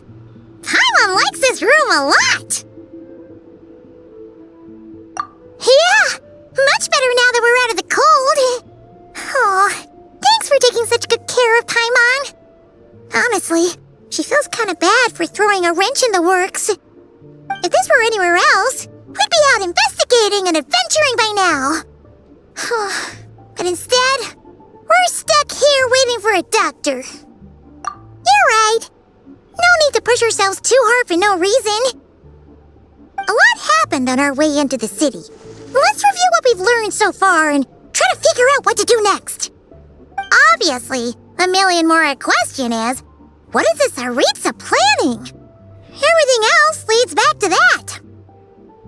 Sure was. And so far, we've learned that in addition to the 7 Gnosis, her plan also requires a ton of energy. But we won't get to see her anytime soon. Aloysius said that she went east to fight that big monster. It must be a pretty powerful one if it can blanket the whole of Snezhnaya in a snowstorm this awful. To be honest, what we're really lacking right now is information. The kind of information that only the higher-ups in the government would know. Not word-on-the-street type of info. Paimon can think of a few people who might be able to help us. But... Right! And when we left Nogcry, Sandrone specifically left a message reminding us which side we're on. So... it's unlikely they'd tell us anything confidential about the Tsaritsa's grand plan. Yeah, fair point. Besides, that Glupov place is right nearby. We've got nothing to lose, so it'd be a waste not to go. There's gotta be someone there willing to talk to us, right? Maybe Arlecchino or Sandrone? Or possibly Tartaglia. But it's unlikely we could sweet-talk Arlecchino. Let alone Sandrone. She basically told us to stay in her lane already. Yeah, the last time was all the way back in Fontaine, right? Too bad we missed him in Nogcry. Apparently, he came to help out. Hello. Is there a traveler in Paimon in there? That's Alosha! Come in! Hello, I'm Dr. Luneva. Alosha mentioned that one of you is feeling a little under the weather. I see. So you're my patient today, yes? And you're, Faye, I presume? Good question. Paimon's not too sure either, but she's definitely not the same kind of Faye as the ones we saw at the train station. Is that gonna be an issue? Not exactly. It's just, I'm used to treating human patients. Fae tend to be far more resilient than even the healthiest and most long-lived of humans. But don't worry, I do have some experience treating Fae. I've even diagnosed plenty of cats and dogs in my time. Safe to say, I have a fairly eclectic range of expertise. It'll be fine. Paimon's basically the same as a human.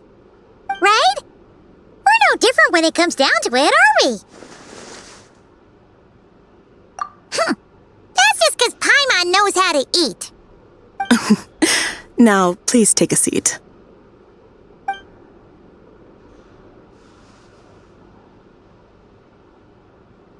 Okay, vital signs are good. Test results are all within normal ranges. I don't think it's anything serious. More than likely, you've just caught a cold. I can give you some medicine to tide you over, but as long as you rest properly for the next couple of days, you should feel better. Make sure to keep an eye on your temperature, though. If you find yourself with a persistent low-grade fever, or if your symptoms don't improve, just contact me again. Sounds like there's no cause for alarm. Thank you, Doctor. You're very welcome. Just doing my job. I'll leave you in peace now. Time to visit my next patients. Take care. You heard the doctor. Best you rest up here for a couple days. No sightseeing for the time being. All right, then. Guess we've got no choice. Let's just treat it as a short vacation. I have to get back to it. If you need anything else from the doctor or me, go to the Hunter Trade Station in Zolny. The boss there knows how to reach me. Hey, no big deal. You saved my life in the Shadow Realm. This is the least I could do. See you around.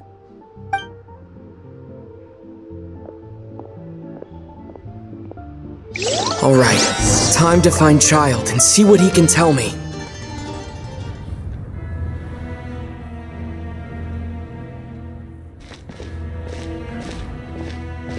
Hold on. Please display your invitation letter or permit. Glupov does not accept meeting requests without a prior appointment. You'll have to apply per the advertised booking process and wait until your invitation letter is issued.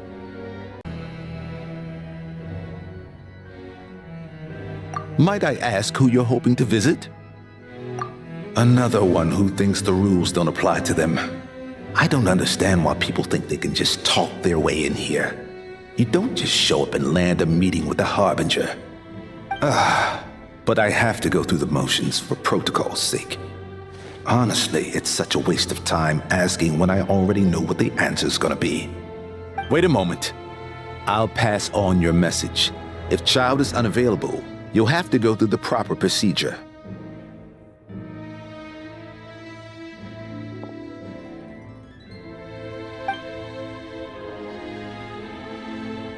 Lord Child is a busy man. He's probably not in Glupov at the present. If I were you, I'd cut your losses. No point in waiting any longer. Even if you two are old friends as you claim, please understand that the Fatui Harbingers are often busy with their official duties. They tend not to stay in Glupov for extended periods. Next time, stick to the rules. You'll make life easier for both of us, Greetings, Lady Marionette. I'll take care of our guest here. It's his first time in Snezhnaya, so it's no surprise that he doesn't know the rules yet.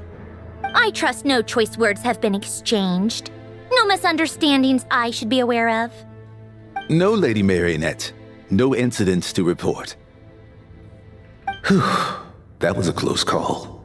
Good thing I played it cool. Is that right? Good to know.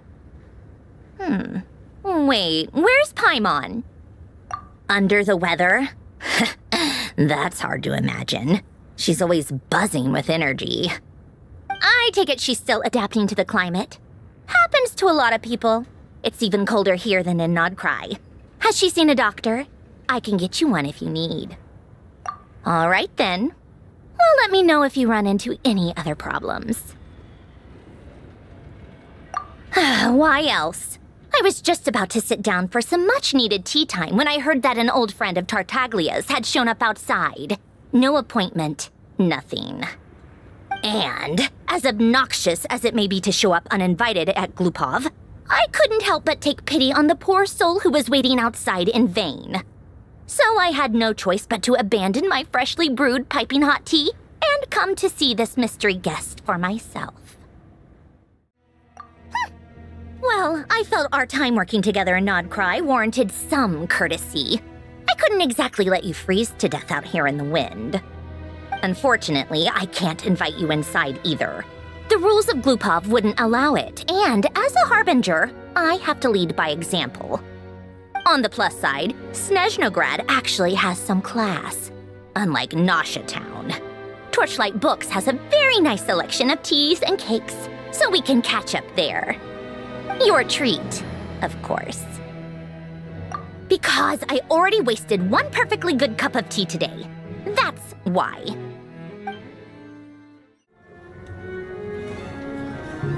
I've ordered for the both of us.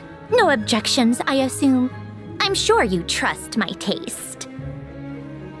Okay, let's get down to business. I'm guessing you don't actually have any urgent business with Tartaglia, per se. You just want information, right? Wanna take a guess? Of course you'd say that. You shouldn't underestimate Counselor Tartaglia, you know. That's right. I'm sure you've heard of the Snezhnograd Vetcha by now. Well, he's busy preparing some paperwork for their next meeting. They'll be discussing yet another extension to Project Stuja. It's basically all anyone cares about in the Vetcha these days. Yeah, he's more of the shoot first, ask questions later sort, isn't he? It all started with a very detailed letter that Capitano left for the jester, Piero, before leaving for Natlan. In that letter, he detailed the future arrangements for his subordinates. All of his key people were reassigned to Tartaglia. I guess he'd already prepared to leave us for good all the way back then. But Piero didn't reveal the contents of the letter until the events in Natlan had concluded. That was his reaction, too. Why me? With a bewildered look on his face. He'd always assumed Capitano looked down on him. He was a man who kept his thoughts to himself and barely spoke to him the whole time they'd known each other. But he occasionally brought Tartaglia along to my tea parties back in the day. So to the rest of us, it was clear that Capitano had quite a lot of respect for his young comrade. By the rest of us, I mean my tea party regulars. Arlecchino, Rosaline, and... actually, not Columbina. She was probably oblivious to it. Anyway, then the Liues situation happened. Normally, it took a lot to get under Capitano's skin, but that time he was furious. It's not really my place to talk about it, though. You can ask Tartaglia about it sometime. Basically, Tartaglia probably had the wrong idea about Capitano all along, right up until Piero revealed the letter he'd left behind. Capitano believed that despite Tartaglia's immaturity, he showed great potential. Plus, he possessed a kind of purity rarely seen among members of the Fatui. Yeah, it's one of the few things that I'd agree those two have in common. But there's one other reason why Capitano chose Tartaglia to assume command of his troops. He knew that after he was gone, several of the others would swoop in on his army like vultures. With the ones who stood to benefit the most being the rooster Pulcinella and Regrator Pantalone. Once they divided Capitano's troops between them, they'd be more powerful than ever. No one would be able to stop them. So, you can see why Capitano chose to hand that letter to Piero, right? Exactly. Piero also needed to back a harbinger as soon as possible. And all things considered, Tartaglia was the best choice. Even though Tartaglia has had the support of Northland Bank for a long time, he and Pantalone are ultimately not cut from the same cloth. I'd say Capitano made a good judgment call. Anyone else caught in this situation would probably feel like they'd been hung out to dry. His best course of action will be to distance himself from any shady business, while still maintaining friendly relations with Pantalone, but seeking Pulcinella's support at the same time. What's the point in having a tea party if you don't spill a little tea? Besides, none of this is confidential anyway. Ask any journalist out there. They'll give you all the lurid details. You'll see it firsthand if you ever sit in on a session of the Snezhnograd Vecha. All the factional strife, whether open or unspoken, it plays out for all to see in that one little room. Having a voice in the Vecha is the only way to steer policies in your favor.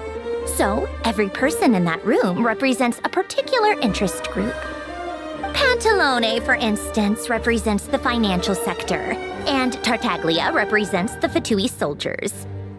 Personally, I have no interest in political jousting, but since I have a number of engineers and researchers under my command, I have to make their voices heard. Then there's Pulcinella, the linchpin of the Vecha. He represents politics itself. Everything involves him, so nothing can bypass him. Any issue that comes up, he knows how to mediate. That's what the Tsaritsa values most about him. I'm starting to see why everyone is so frustrated with the way things are, but also powerless to change it. A complex web of interests connects all parties involved, and the Tsaritsa sitting at the top adds another layer of complexity. It must be nearly impossible to come up with a perfect solution. All right, I'm done carrying this conversation. Time for you to answer a question of mine. You must have known that you can get the info you needed from me. So why was Tartaglia the first person you asked to see and not me? I just don't understand, that's all. Anyway, do I really need a reason? Wait. Oh, I think I know what it is. Columbina passed on my message to you before you left Notcry, right? I only meant you should be mindful of which side you're on. Is that actually why you didn't ask for me? Because fair enough. It's not your fault. I blame all these politicians I've been hanging around with lately. Always beating about the bush when they talk. I guess it must have rubbed off on me. Anyway, just ask for my help next time, okay? Little things like this are no problem. Lady Marionette. What now? Can't you see I'm on my break? Whatever it is, just leave it on my desk. I'll look at it later. Sorry to disturb you during your break, ma'am, but I'm afraid it's an emergency. Isn't it always? I've told you before, fixing the tracks and transporting ice blocks does not constitute an emergency. The equipment in Svietlo-Laitovka is in urgent need of maintenance. With how the weather's been recently, we suspect that the cause is a buildup of snow, exceeding the maximum weight limit. The supports on one of the machines broke and fell, awakening a dormant beast and leaving many of the ice miners trapped in a nearby ice cave. Luckily, Odette's team was nearby and launched a rescue operation, but we're still facing a severe manpower shortage for both the rescue and engineering teams. I guess that's it then. Our tea party will have to end here. I'm the only engineer you'll need. Do you actually want to come with, or are you just saying that? Nice of you to return the favor. I'll have a couple of people look after Paimon. They can let her know that you had to step out for a while. Given how urgent this is, I'm sure she'll understand. And honestly, I'd rather have your help than anyone else's. Between your skills and experience, you'd be reliable help. Then let's go. You, take 2 people to Pavoyer restaurant. Find his room and watch it like a hawk until we get back. If anything happens to Paimon, you'll be answering to me. Yes, Lady Marionette. They weren't exaggerating. This is really dangerous. It's a good thing only one of them broke. From what I've been told, most of the trapped miners are over in that direction. Yeah, you do that while I check the rest of the equipment. I'll evacuate the people around here as I go. Meet me back here as soon as you're done.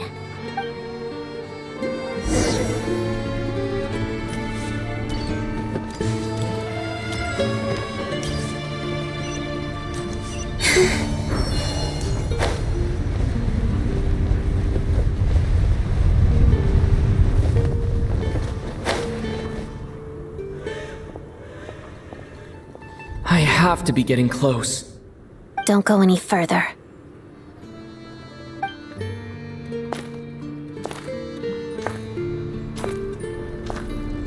It's too dangerous here. There's a highly aggressive monster on the prowl. You need to leave, now. Ah, I see. You're the backup from Snezhnaya. Well, I'm Odette. Good to meet you. Ah, so this is Odette. She was the first member of the Fatui on the scene. There are 5 people trapped in the cave. Monster type is unknown, and so is its location. Let's go. Every second counts.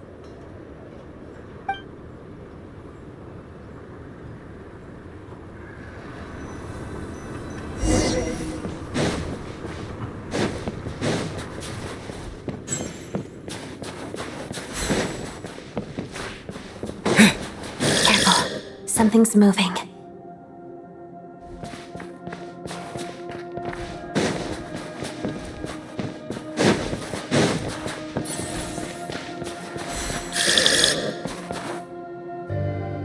This must be the monster's shadow.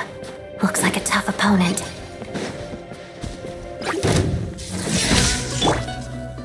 Let's begin. Pirouette.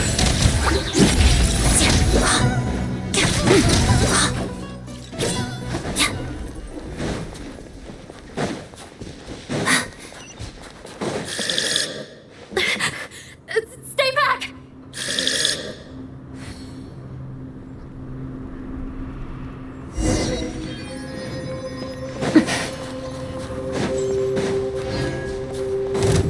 Together. Crystalline Adagio.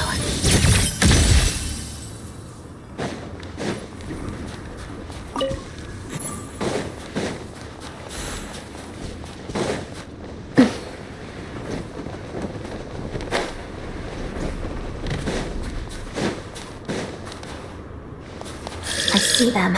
They're right behind the monster. The monster seems very agitated. It could attack at any moment. Let's make the first move. Let's begin. Pas de deux.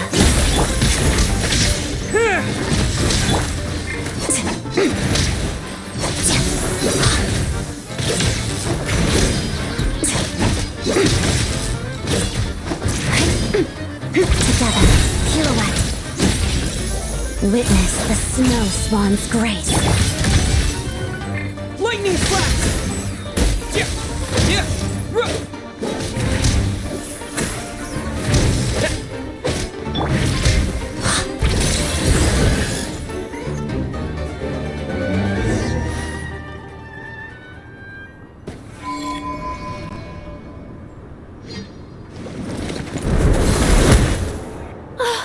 Thank you for saving us. We'd have been monster fodder otherwise. Thank you. Thank you. You're welcome. You should be safe now. Follow this route out. He and I will stay behind to watch the rear. Thank you. Come on, let's go. This way.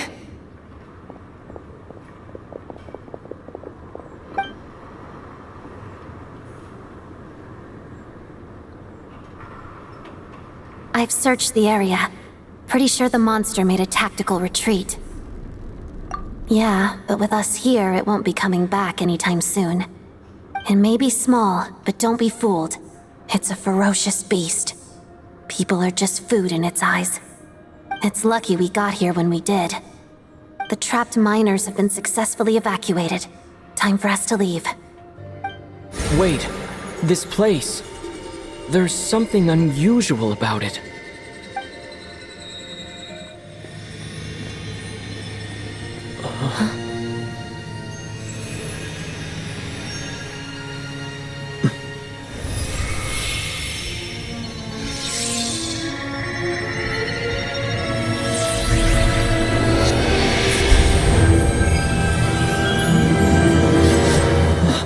What is that? I don't know. It's back? Guess it has family.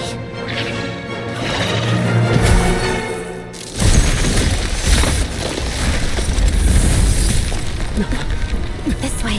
Run!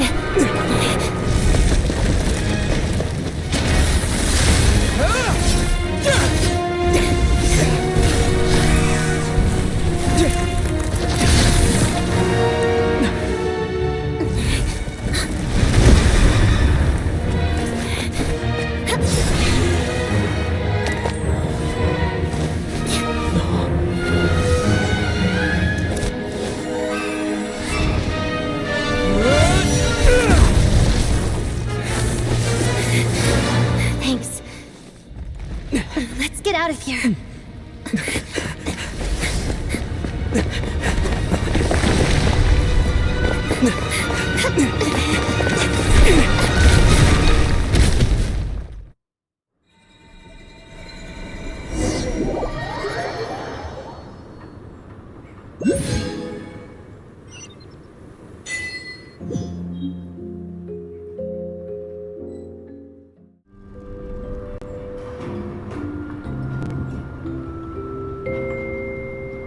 Everyone's accounted for.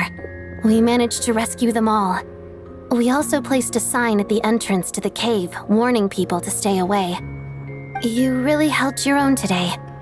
I still don't know your name. Don't think I've seen you before. I'll remember the name. All right then. See you around. Hello, Lady Marionette. I hear the rescue operation was a great success. I knew I could count on you.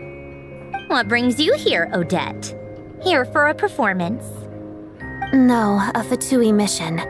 I happened to be nearby and heard the crash. She hasn't introduced herself then. Odette is the prima ballerina of Snezhnaya. She's quite the celebrity. If you ever hear people mention the two crowning jewels of the Korailievsky troupe, they're talking about Odette and the prima donna, Vodianitsa. On top of that, Odette's also a rising Fatui star. It's looking likely she'll inherit the title of the Fair Lady. She learned all her combat skills from Rosaline herself. Used to be one of her most valued subordinates, too. You flatter me, Lady Marionette. If she's Rosaline's protege, that makes me... Never mind. There's no need to bring it up. No point making things awkward. How's progress on your end, Lady Marionette? Equally successful. I finished reinforcing all the equipment. Took me a little longer without Polonia's help. But the outcome is the same, of course. Even if the heavy snowfall summoned by that monster lasts for another 3 months straight, this equipment won't give way. All right, now that we're done here, it's time to get out of this blizzard. Sure, But Snezhnaya will send someone to investigate and draw up a relief plan. And I guess I'll have to write the incident report myself this time, since it involves a mechanical malfunction. First, Pantalone needs to approve the budget, then Pulcinella has to sign off on the plan. Once they've argued it out and reached a compromise, we can move forward. That's the rough process anyway. Could take anywhere from a couple of weeks to a couple of months, depending on how smoothly it goes. Yup, nothing we can do about it. There's a whole stack of incident reports like this back at the office. The snow has eased a little for now, but there's no telling when that will change with that monster still at large. Fuel for heating is in short supply, and relief is weeks away. There's no immediate threat to life, but still, it just feels like there should be a better way. Hey, quit daydreaming. Let's get back to Snezhnaya. When did you get a new sword? I found it in a cave. It handles pretty nicely. You have a strange affinity for secondhand swords.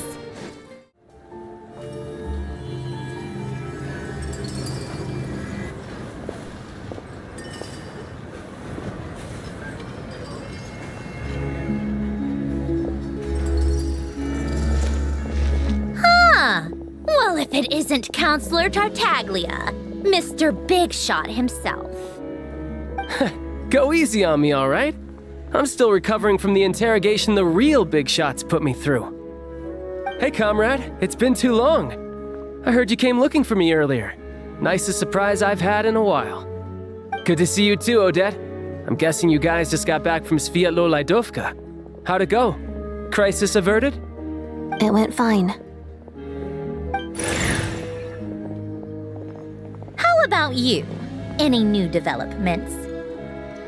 Not really. Same as ever. Growing opposition to Project Stuzha, and the usual rebuttals are starting to ring hollow. The results of the mock vote were pretty dire. Pulcinella was fuming. I've never seen the old man so angry. That's not good news. It takes a lot to rattle him. Yeah, obviously if push comes to shove, there are ways to crack down on dissent. But... Sorry, I have to ask something. This is going to sound blunt, but may I? Huh? Of course, fire away. It sounds to me like everyone's tearing their hair out trying to figure out how to deal with opposition to Project Stuzha. But what exactly is this project's purpose?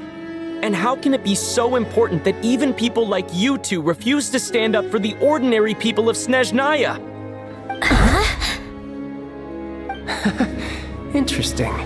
I gotta hand it to you, comrade. You sure don't mince your words. Excuse him?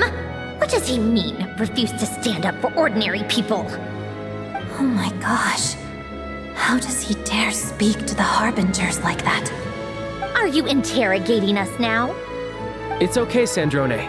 Let me explain. I think I understand where he's coming from. If I could, I'd take your side right now. In fact, my position's very similar to yours. I've only held back on casting a dissenting vote in the Vecha because the Tsaritsa would never let me get away with it.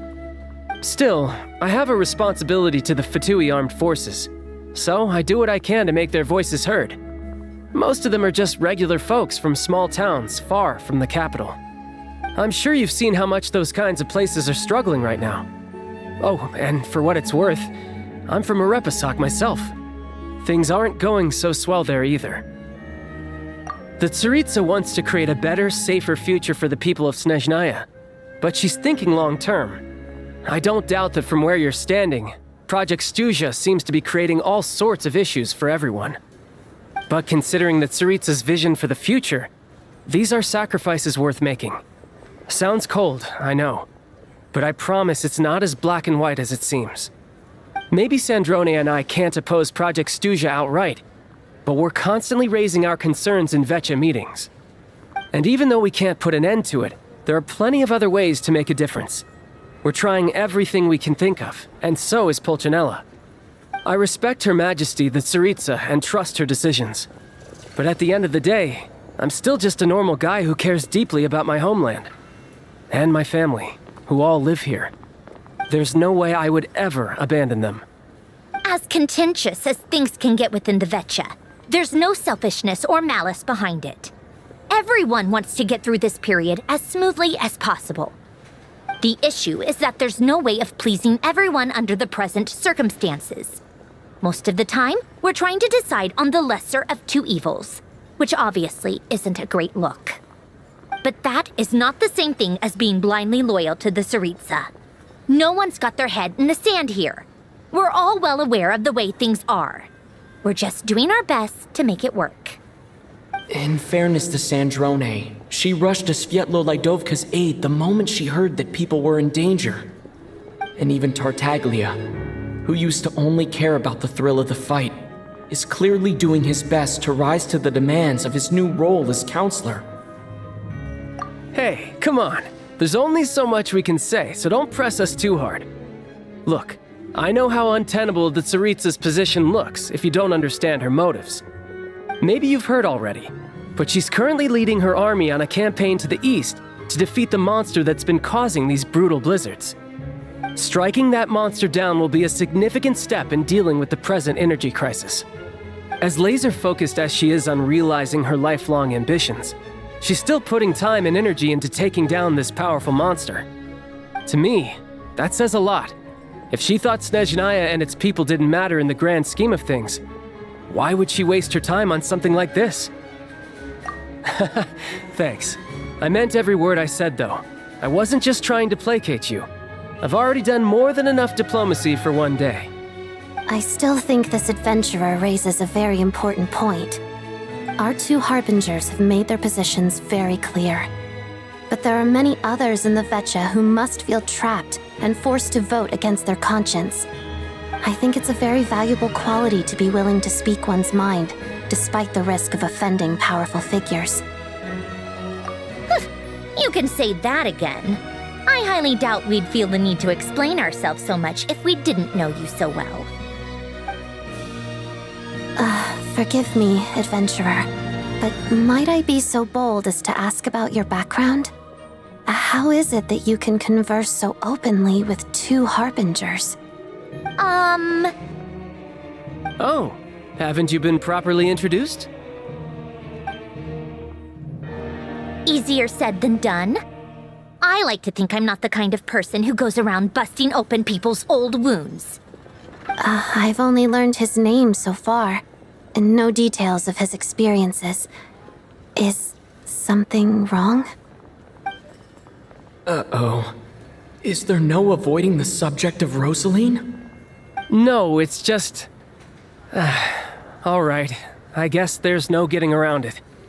This is the world-renowned traveler, who helped resolve the storm terror threat in Mondstadt, cleaned up after the mess I made in Liyue, and then went to Inazuma, where there was a duel before the throne, in which the traveler defeated Rosaline.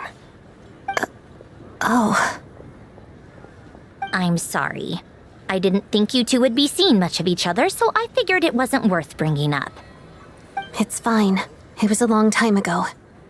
It's fine. Sorry. I just remembered that we have a rehearsal coming up. Please excuse me. I should get going.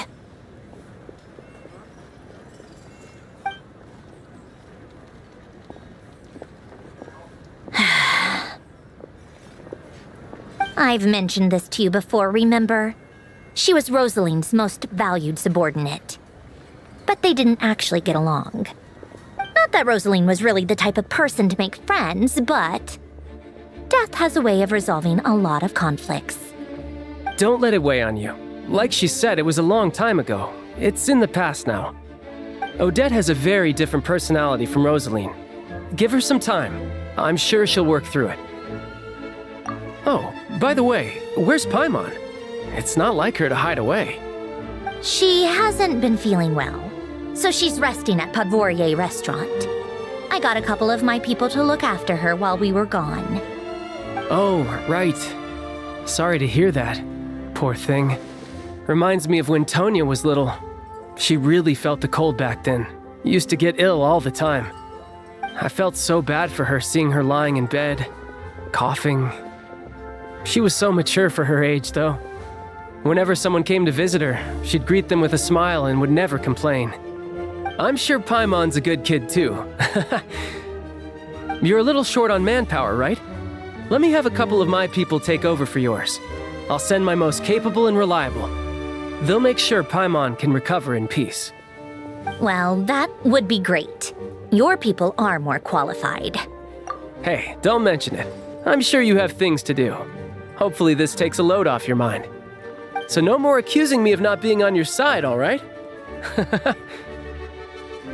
Already? That was quick. I'm afraid I can't help you there. Our director's recent movements are confidential. Even we're not in the loop. If you hadn't told me, I never would have known he'd gone south. I assumed he'd been in Glupov this whole time. Well, I guess I'd better go sort out Paimon's security situation. I have some other work to catch up on at Glupov anyway. Me too. I have an incident report to write up. Let's leave it there for now.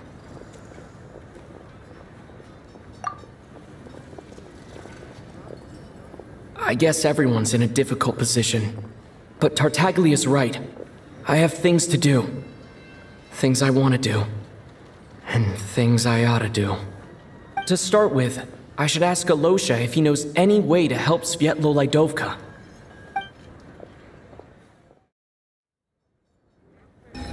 How strange. This sword seems to be vibrating of its own accord.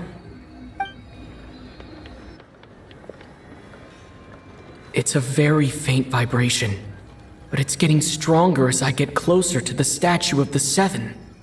Does this sword have some connection to the statue? But all it does is vibrate, even when I touch it.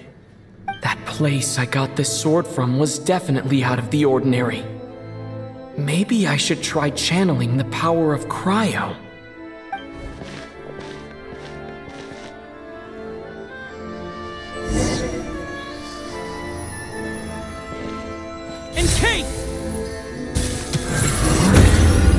There really is something special about this sword.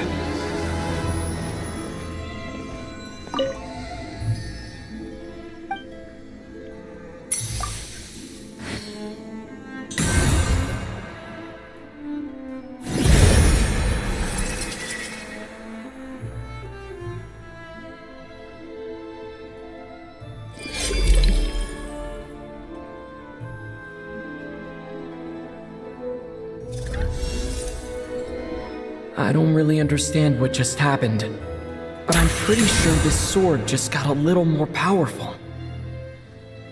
I'll have to try the same thing again when I come across another statue of the Seven.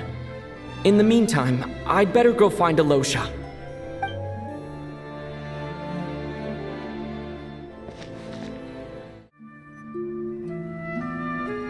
Hello there. How can I help? Ah, sure thing. Give me a second, I'll go fetch him for you.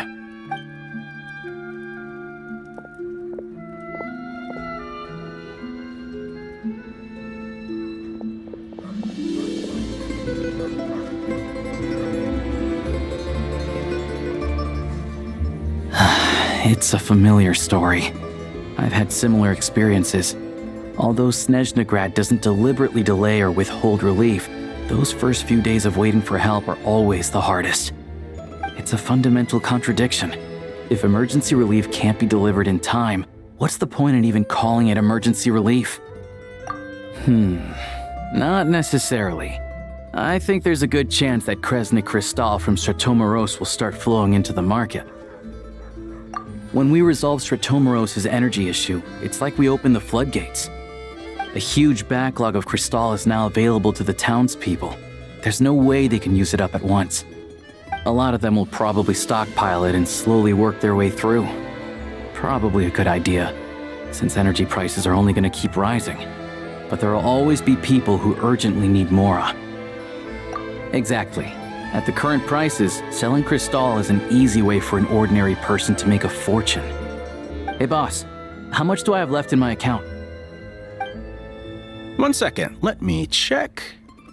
So, you're planning on buying the crystal out of your own pocket? Yeah. I don't know if I have enough, so I'll chip in a little extra and buy as much as I can afford. No, it's fine. You're new to Snezhnaya, and you have your own living expenses to worry about. Besides, you're already providing the train. Here's your Mora. See what you can find at the market. But I doubt there'll be much crystal left. Yeah, well, can't hurt to take a look. Let's see. Huh?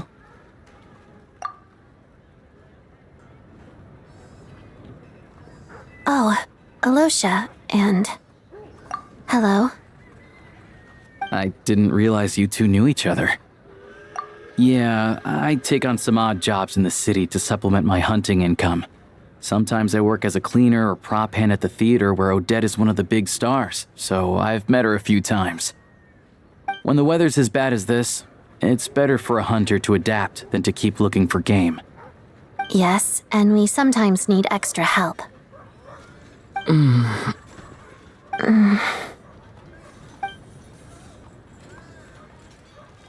Wait, why is the atmosphere so awkward? I thought things went pretty smoothly in Svietlolaidovka. So, what brings you here, Miss Odette? Looking for some new props? No. After I got back to the theater, I couldn't stop thinking about the situation in Svietlolaidovka. It bothered me so much I couldn't focus on my dancing. So I decided I'd come here and see if there's anything I can do. You too, I presume. I suppose that's why you're here. I didn't feel comfortable expressing my true opinions in front of the Harbingers. Not least because ordinary Fatui like me don't even know what Project Stuja is all about. Without knowing the full picture, I can't make sense of it. And at some point, if things aren't making sense to me, I can't just keep going along with it. So many people feel the same way. They wish they could do something, but all kinds of reservations hold them back. Explains why groups like the Roadcott are springing up to fill the gap. Yes. Well, that's one option.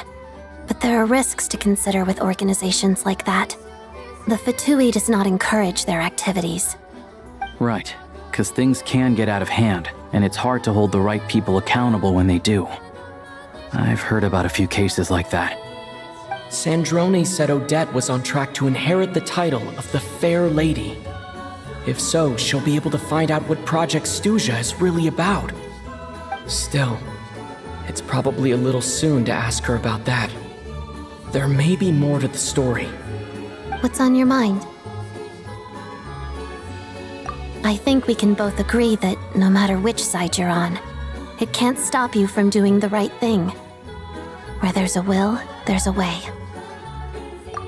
I know what Rosaline did while she was abroad. You made the right decision, so no hard feelings. So, what's your plan? Oh, we were gonna buy some crystal. I heard there's some on the market right now. Funny, I had the same idea. In that case, let me pay. I can claim it back as mission expenses. The real issue here is that government relief is behind schedule. Surely it makes more sense for the state to cover these costs than for us to pay out of our own pockets. True. It's a huge expense after all.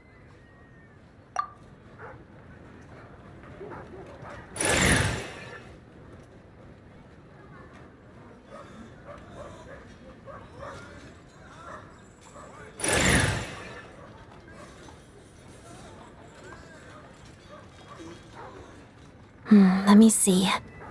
I'll take it all, please. And I'll be needing a receipt. Right. Choose mission budget under the expense category, but be sure to specify emergency rescue operation in the description. Otherwise, the normal reimbursement limit will apply. Let's book this train. Regulations say that if we need to transport Kresnik Crystal during Project Stuja, extra carriages can be added 1 hour before departure.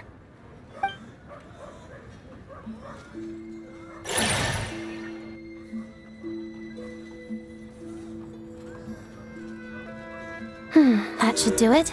The train will be escorted to its destination by Fatui guards. This is my first time seeing you handle Fatui affairs, Miss Odette.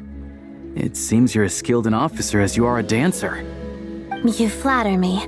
It's only because I've been doing both my whole life.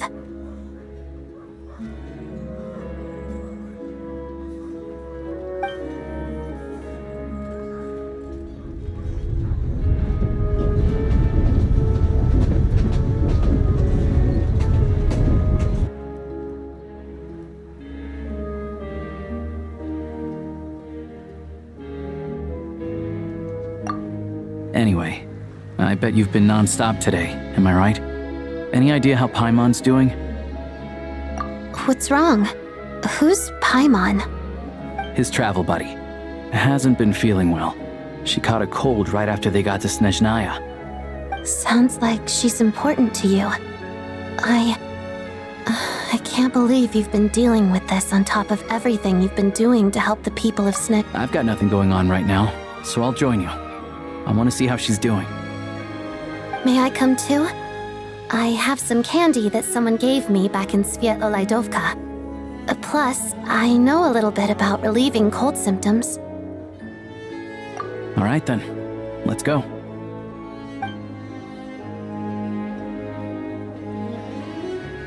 I still don't know what the deal is between these two, but at least the tension seems to have vanished. A good sign, hopefully.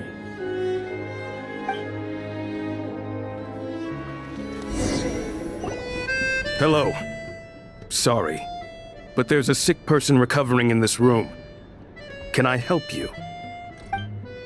What happened? Oh, please, excuse me. Are you the Traveler? Could I take a quick look at your Adventurer Handbook? Master Child said I should verify your identity.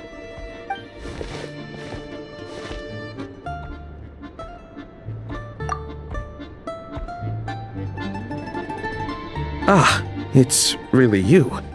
Sorry for the inconvenience. We're under strict orders from Master Child to keep this room well guarded. At the same time, we can't interfere with Podvoye Restaurant's business.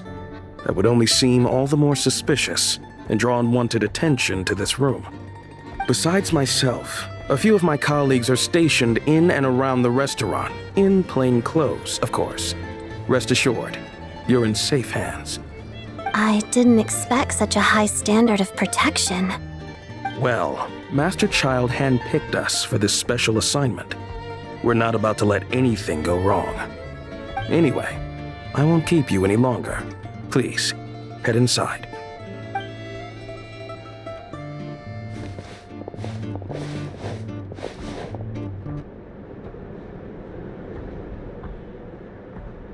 Traveler! Alusha, you're back! Oh, hey! Who's our new friend? Hi, I'm Odette. The Traveler and I crossed paths a few times. Another friend from the Fatui, huh? You're practically a member yourself by this point. Paimon's definitely on the mend. We should be back to our usual travels in a few days' time. Seems like that doctor was right. It's just... Paimon's limbs are still feeling a little chilly. I have just the thing. Whoa! What's this? Is that a flame inside an ice cube? Wait, is this real ice? How's it not melting? And how does the fire keep on burning? All keen observations. You're right. This is called core ignis. Whenever I've caught a cold in the past, I found I recover much more quickly if I place this by my bed. You're welcome to borrow it. Awesome! Wow! It's so nice and warm! Oh, it's like magic. Your name was Odette, right? How did you two meet again? Looks like she's in pretty good spirits. That's a relief. Any progress with your investigation yet? No surprises there, I'm sure. They're not likely to let anything slip. The Rokad, huh? Let me think. Members of the Rokat keep their true identities hidden, but I think there might be someone I can introduce you to. Leave it with me. Meet me at the Korolyevsky troop tomorrow, and I'll tell you how it goes. Would anyone like a drink? I'm gonna head to the bar. Paimon will have... maybe some hot milk? Yeah. Paimon's in the mood for something warm. Enough with the secret chat, you two. Let's catch up properly in a minute. Paimon wants to know everything that's happened today. It'll be kinda like tabletop troop. No reason why listening to a story can't be an adventure. Ah, you made it. I've got some tickets, and I managed to set something up with the Rokat. It'll have to wait until after the show, though. Happy to stay and watch? I doubt you've seen the Korolyevsky troupe on stage before. Pleasure. Here, this is the way in.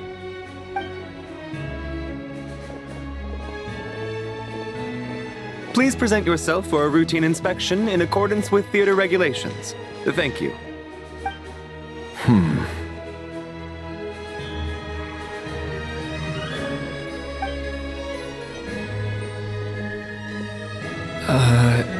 Is that guy with the Fatui? Looks like he's waiting for something. Okay, all done. Thank you for your cooperation. Please proceed through to the theater.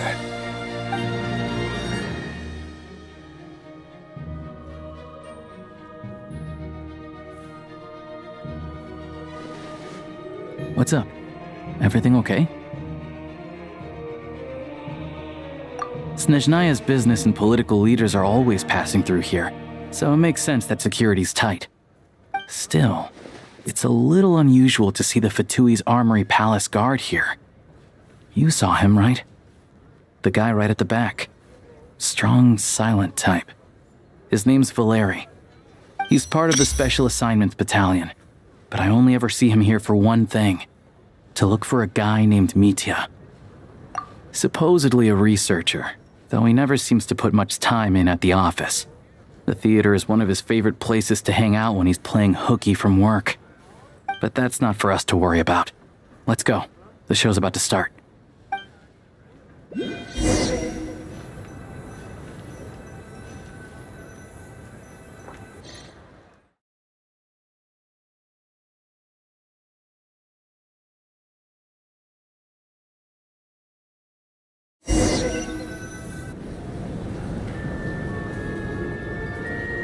What do you think? Pretty impressive, huh?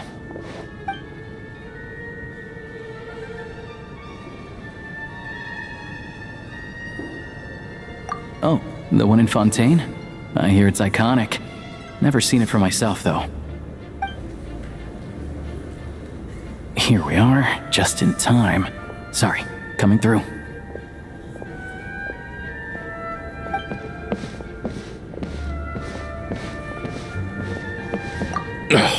If you're gonna show up late, keep your mouth shut. What's his problem? Whatever. No point arguing with people like that. Look, there she is. That's who I'm introducing you to later. She's the lead singer of the troupe, Bodyanitsa.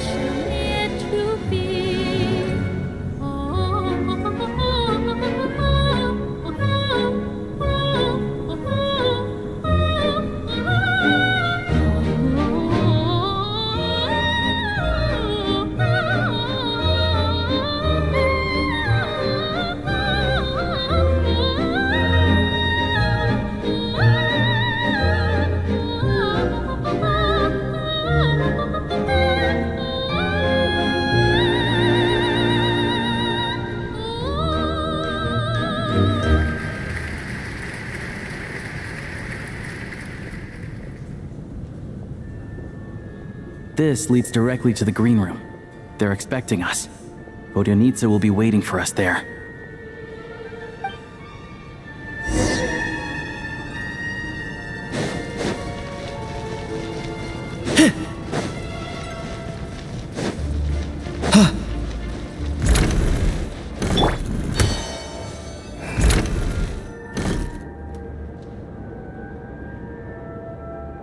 Hey there. Excuse me. Can you believe it? I am so mad right now. Come in. Oh, it's you two. Huh? You know each other? Oh, wait. Is this who you were telling me about? The one you met yesterday and couldn't stop thinking about? I never said that. Yes, you did. Why are you denying it? It was right before I went on that rant about the moody factory owner. Oh, I remember it so clearly. Might I ask what brings you two here? Oh, I just brought him here to see the show. And when it finished, he was full of praise for Vodyanitsa's performance. So I thought I'd try my luck, see if we could get the chance to chat for a bit. Maybe get an autograph? You work here. You of all people ought to know that's against the rules. It's not what the green room is there for. Oh, what's the big deal? Come on, don't be shy. I can give you an autograph. You can take a picture too if you want. Do as you please. I finished all my shows for the day. I'll leave you to chat.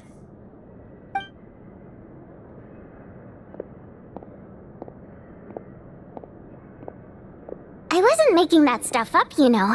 Odette's just too proud to admit it. She thinks very highly of you, and so do I. You did the right thing in Svietloladovka. We're good. Odette's out of earshot. I'll lock the door. Confidentiality, of course. The Rokat is very strict on that. Whoa, Alosia! Not out loud! Not with an outsider here! Relax, I've taken care of it. Look at this. The President's reply sent this morning. Wait, so he's been approved to join? You told me last night that you wanted to get intel from the Rokat. Unfortunately, Rokat intel is only available to members. But ever since you set foot in Snezhnaya, we've been working together. I've seen the way you work, your character, and your motives. Everything about you is perfectly in alignment with what we're trying to achieve in the Rokat. So I figured I might as well cut to the chase. I wrote a letter to the President explaining your situation, including just the right amount of detail. His approval came very quickly. Of course, it's still your decision whether you want to join or not.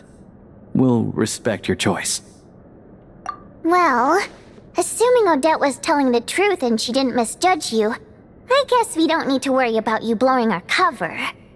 Still, you gave me a real fright. I didn't know that's why you came looking for me. So, that stuff you said about admiring my performance, was that just because Odette was here? Did you actually mean it? Now you're talking. That's what I like to hear. Anyway, let me give you a quick rundown of how things work. Like I said, the Rokat is a covert organization, and we hide our identities. Members typically don't meet in person or even know each other's identities. This helps us maintain a high level of independence and secrecy. Because of this, members are basically free to decide their methods without constraints, so long as the outcome of any activity doesn't violate the organization's principles. After all, we don't have any ostensible contact with each other. This way, if anything goes wrong, no one else will be implicated. Beyond the freedom to choose how you operate, it's also your choice whether to act at all. We have plenty of members who have yet to take any action. In short, joining the Rokat in and of itself won't place any restrictions on your activity in Snezhnaya. There's a code of conduct you can read if it interests you. But basically, as long as you don't plan on using your anonymity to go around doing evil, you'll be fine. I tried reading it 5 or 6 times. Never made it all the way through. Even the most lackluster script makes for more interesting reading. Great. Then I'll go grab an official application form. Be right back.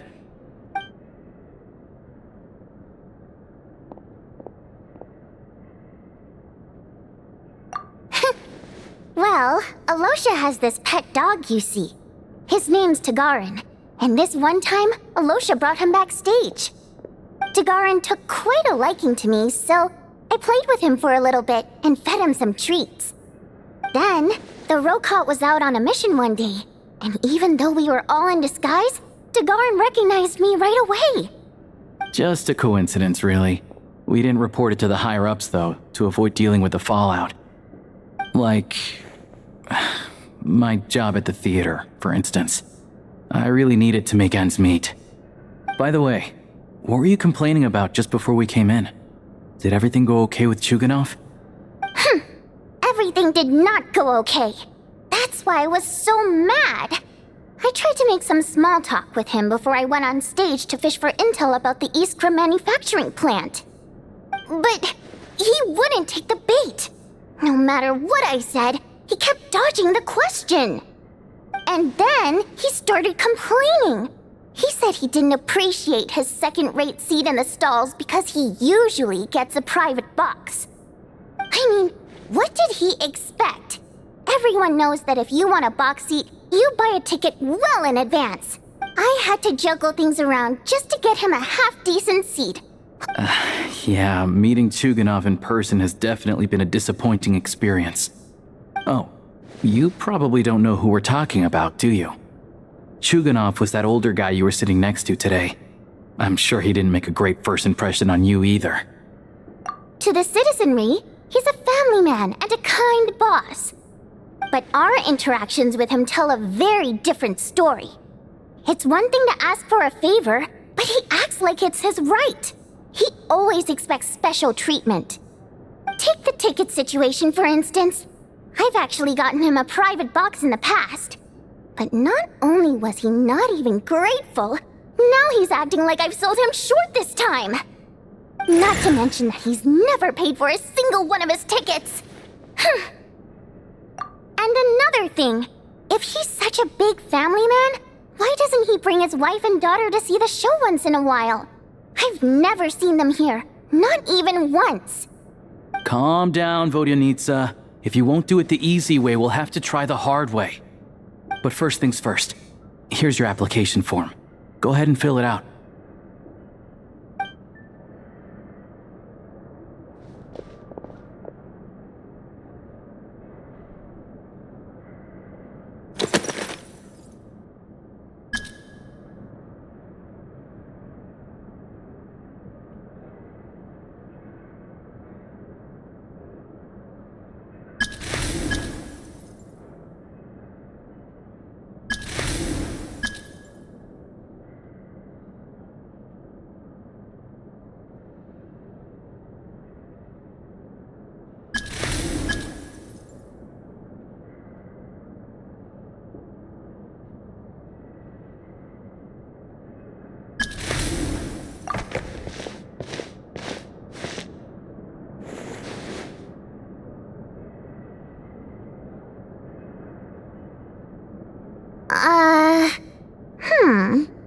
Looks like I'll need to make a few little tweaks here and there.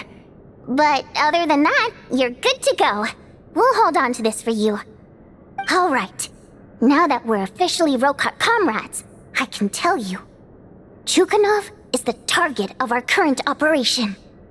Recently, we've done some recon work at the Iskra manufacturing plant, which pretty much confirmed that their energy consumption is way beyond the legal limit. All we need now is some direct evidence to present to the Vetcha, so we can demand that they shut the plant down. That way, the Kresny Crystal can be allocated to where it's needed most. I was hoping he might let slip during one of our chats, but he's too tight-lipped. We'll have to find another way. I'm meeting another regular theater goer tonight, Mitya. But Valeri's here too, and he's probably looking for Mitya, so he may end up being a no-show. Don't you worry. He must know how to dodge Valeri, or he wouldn't be showing up on time for every performance. Mitya is a renowned energy expert. Although we can't get any direct evidence of the excessive energy consumption at the plant, we can accidentally let the information slip to him. The authorities should take someone like him seriously. So if he starts raising questions about energy use at the Iskra manufacturing plant, there will be a proper investigation. Also, we're not allowed on site, but he has clearance. So all we need is his cooperation. Yeah, so that's the other thing we're trying to figure out. Though I think we're far less likely to make any progress on that front. Still, I hear that Mitya is a bit of a chatterbox. So, who knows? Maybe if we catch him in the right mood, he'll let something slip. What do you think? Sound like something worth your time? Okay, in that case, you guys find a seat somewhere nearby. Pretend you're a couple of buddies there to eat, and keep your ears peeled for useful information. He's a huge fan, so I doubt he'll have his guard up around me. But you two need to be convincing. If he suspects anything at all, he might stop talking. Sure. Don't worry. We'll make a believable pair of buddies. Perfect! You've sold me already. Now, help me tidy this room up a bit before we head out. Okay. What needs tidying? Everything!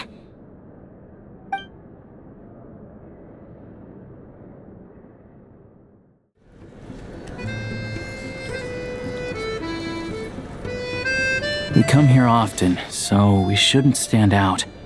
Let's sit here. Now, it's up to Vodyanica. Let's see how the conversation goes.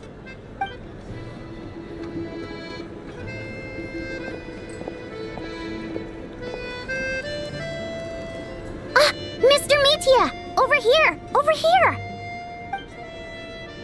Oh, sorry. I got a little held up on my way here. Now we have even less time than we planned. Go ahead and order some snacks and drinks, whatever you like. Let me see. According to my schedule, we still have 25 minutes left. You're really pressed for time today, huh? I was imagining this would be a leisurely chat. If you'd prefer, we can always reschedule for another afternoon when you have more time. No need. Getting to meet the lead singer is a very precious opportunity for me. I'm not about to pass it up. I've already had to decline your invitation several times because our schedules rarely align. If I don't grab this chance while it's here, who knows when the next one will come around? Well, it's very kind of you to make time just for me. I'm not too sure, to be honest.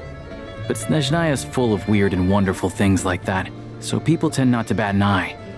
I'm sure the same will go for the Eye of Grey and Paimon. The reason I invited you out for tea and a chat today was to get some feedback from a true fan of the theater.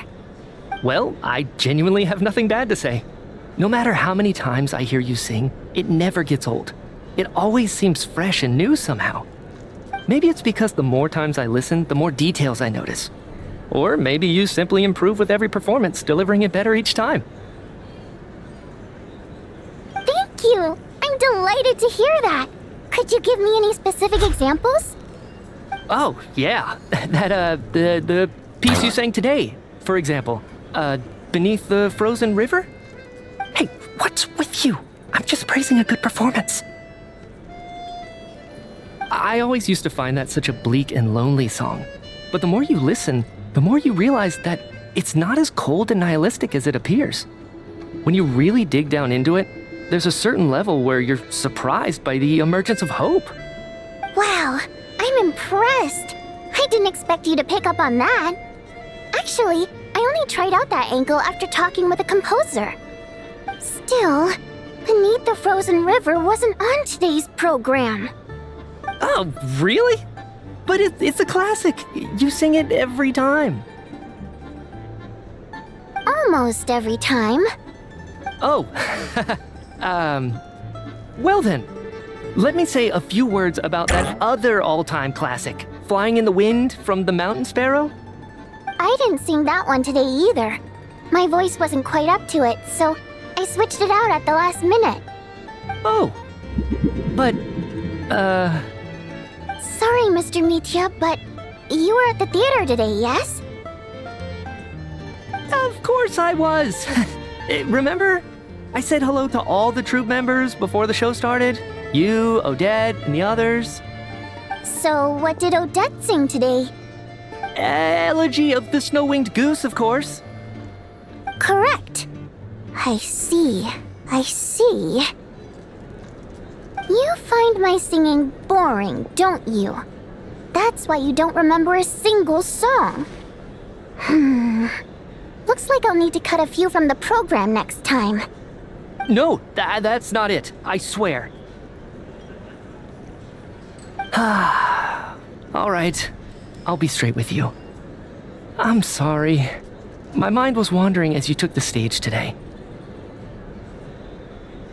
I enjoy watching your shows because the exquisite performances stimulate the mind.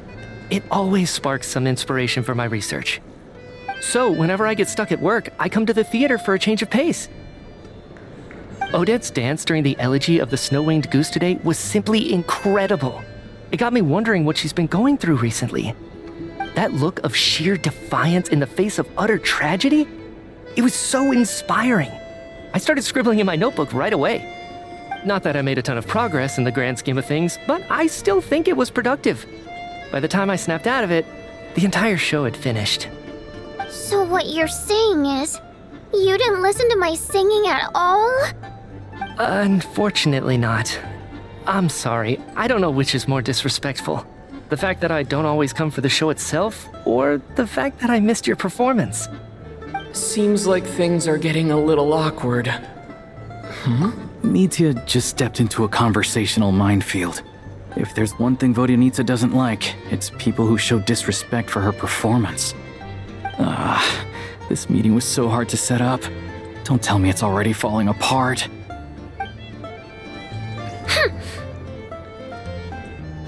It's fine. I suppose this is affirming in its own way.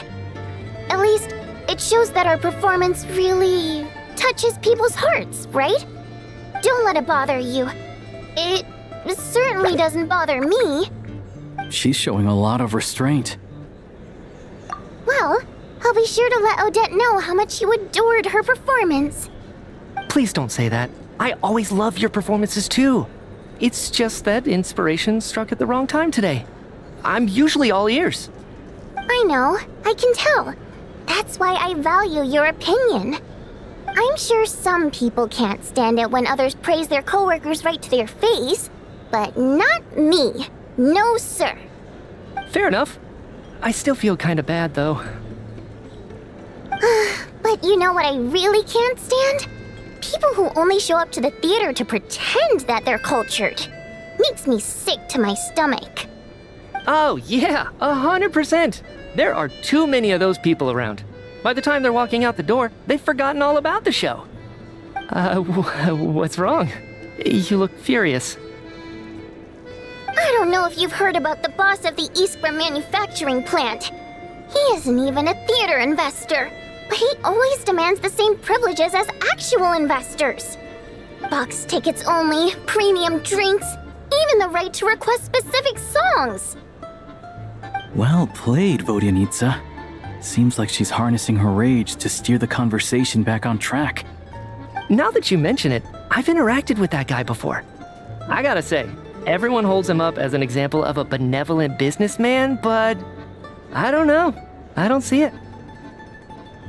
Yeah, he couldn't care less about what's happening on stage. He's just there to flaunt his social status. I hate that I have to prepare programs for guys like that. What's the big deal with that factory he runs anyway? I asked around a bit and heard some pretty shocking stories. Sounds like he's just another greedy capitalist. Oh, really? Yep, the things people are saying are pretty damning. Low wages, insanely long working hours, equipment running around the clock. And as if that's not bad enough, he also strictly forbids his employees from giving any kind of interview.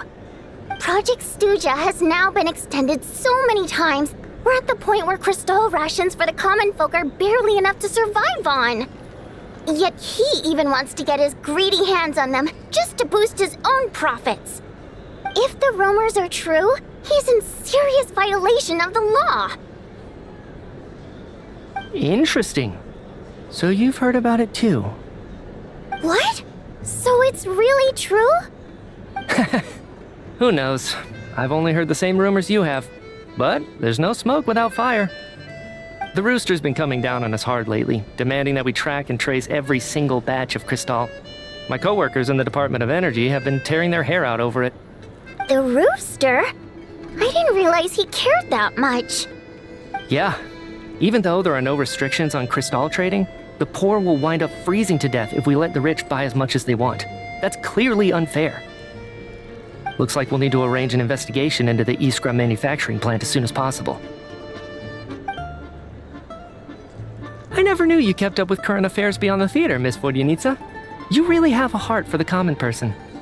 Most Fae in your position have long been indifferent to the plight of humans. Well, those of us who choose to live in human cities are naturally going to pay attention to any significant upheaval. Isn't the Rooster a Fae himself? I'm just surprised to learn that even someone with as much experience as him is getting so stressed out over Project Stuja. What is the end goal of this project anyway? This is it. We're finally going there. I'm sure Mitya can sense on some level that she's fishing for information. But since their conversation is so relaxed, he might just let something slip. It's stressing me out too. If I'd only made better progress with my research, things wouldn't have dragged on this long. Oh, so your work is related to Project Stuja? That's right. The Armory Palace needs a brand new energy source. Not the power of the Light Realm and not elemental energy. Right now, the only thing that meets the requirements is the power contained within stellar linchpins. But harnessing that power is costly. Each step of the process requires enormous amounts of Kresnik crystal, from extraction to quantification to attempts at conversion. Progress has been painfully slow, and the team is getting burned out as time goes by. Sometimes, I see people staring into space as if in a trance. Could it be that this new energy source has side effects? No, it doesn't affect us, because the energy is used for... Okay, I got it. Stop choking me. Sorry, I can't talk about that. I think we're all just exhausted. We've been working ourselves to the bone for so long with so little progress to show for it. It's no wonder people are struggling to stay motivated. Seems like I owe you an apology. I shouldn't have gotten so mad at you for not paying attention during the show. Don't worry about it. I count myself lucky, to be honest. I don't envy the people who work closely with the Tsaritsa herself. I'd much rather be in my current position. At least I don't have to shoulder any major responsibilities. So they're trying to develop a completely new kind of energy. Yeah, censored by a scarf. Who would have thought? Oh dear, it looks like my time is up. I'm afraid I have to leave. I'm so sorry. We ended up barely talking about the theater. That's okay. It was a pleasure chatting with you, really. Let's make up for it next time. Yeah, hopefully once the work pressure eases up a little, I'll be able to focus more on the performance, and then we'll have more to discuss. We touched on some confidential issues today. I'd be grateful if you could keep it between us. That could have gone worse. Nice job. Why was Mitya in such a hurry to leave, though?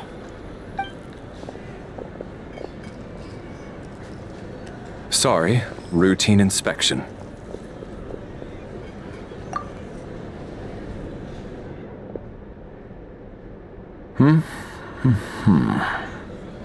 Okay, let's go.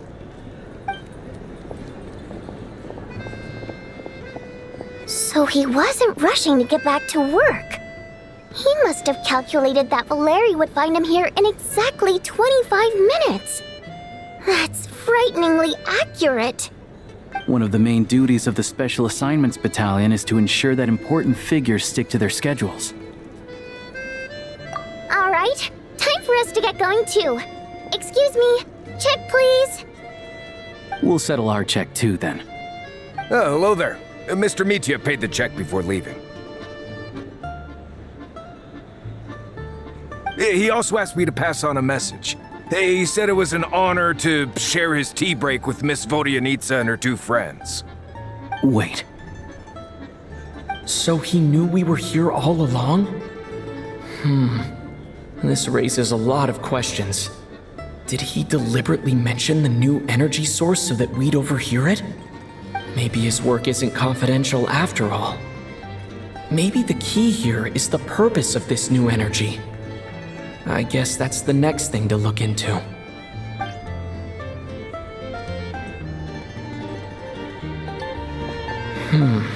Vodyanitsa and Alosha have left. Time to head back and call it a day.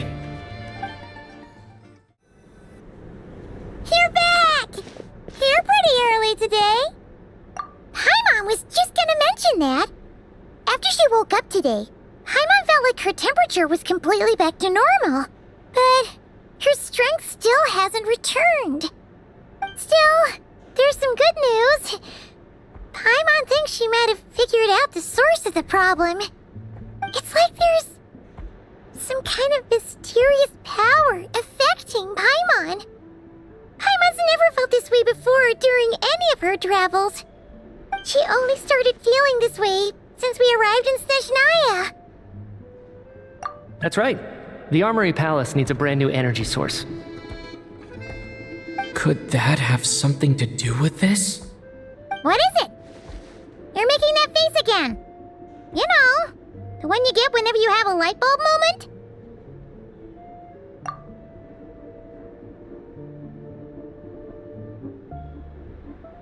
So, they're trying to develop a new energy source here? And you think that might be why Paimon's feeling unwell? Well, Mitya denied that the energy they're researching has any side effects. Although, he did say that people working on the project have been having issues with their concentration and short-term memory. But even so, those are completely different symptoms from Paimon's. It's pretty faint, so it's kind of hard to tell.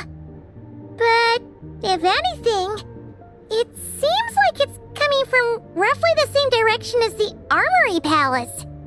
Sure, Paimon's with you there. But how, though? The robot only has a limited amount of intel. Oh, great point! They argue about Project Stusha every day. If we could sit in on one of their sessions, we might pick up some new leads. Good idea! Oh yeah, while you were out, Paimon tried all the yummiest looking desserts in the Potvoria restaurant. This one seemed right up your alley. So, Paimon saved some for you. Come try it once you finish writing your letter. Alosha replied. He says that we won't be able to speak at the Vetcha, but he can arrange for us to attend as visitors. Time to get ready. Then head to the Snezhnaya Vetcha. You're back! Paimon's been working on the crossword puzzle in the newspaper. It's actually pretty fun. Oh, shoot! Paimon forgot the next word. Oh, she had it a moment ago. Think, Paimon, think. Ah, Miss Vodyanitsa, prima donna of the Korolievsky troupe. What a surprise meeting you here. Will you be sitting in on a session of the Vetcha? Sorry, I'm not taking interviews today. Oh good, you're here. The session's about to begin. Let's get inside. Please wait, Miss Vodyanitsa. Could you introduce me to your new friend?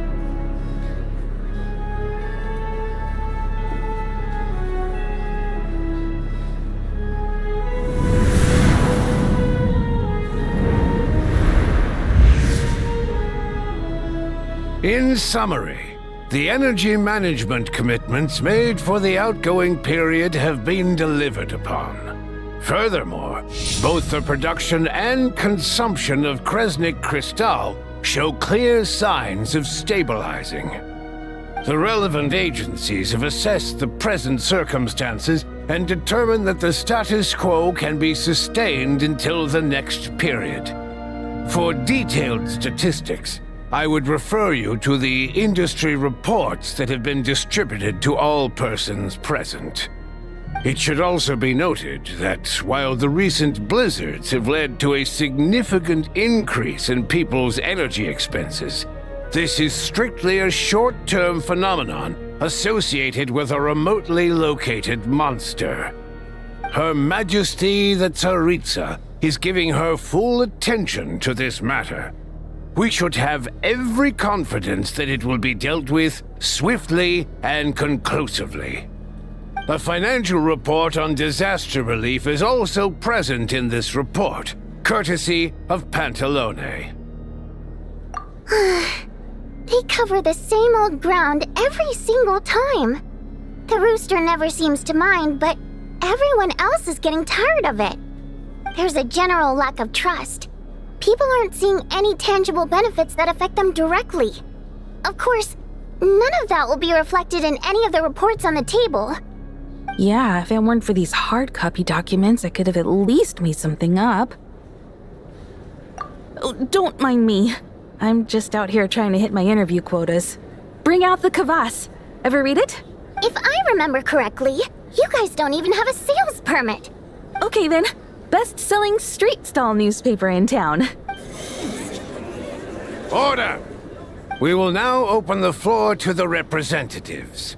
If there are no further substantive issues to discuss, we will then proceed to a vote on this motion. Snezhnaya has a long tradition of treating members of the Fatui armed forces and their dependents favorably.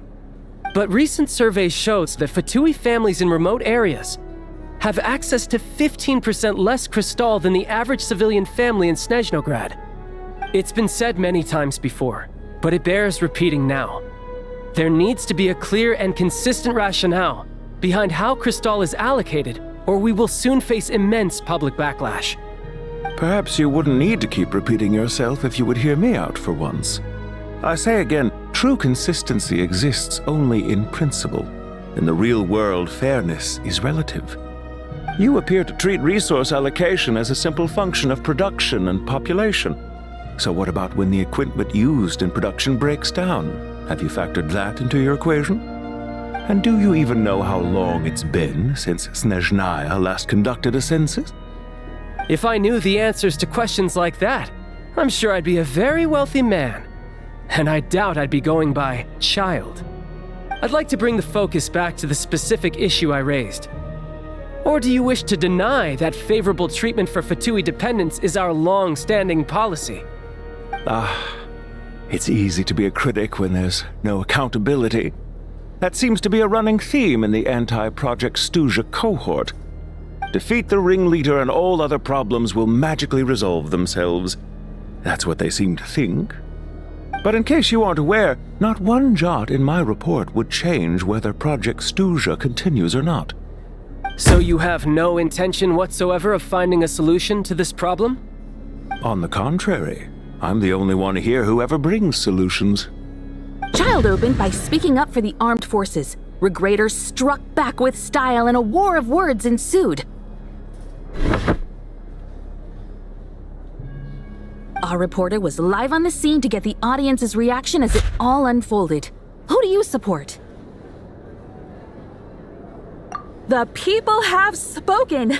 Child received raucous applause from the crowd as he pushed... Now you see why they don't have a sales permit.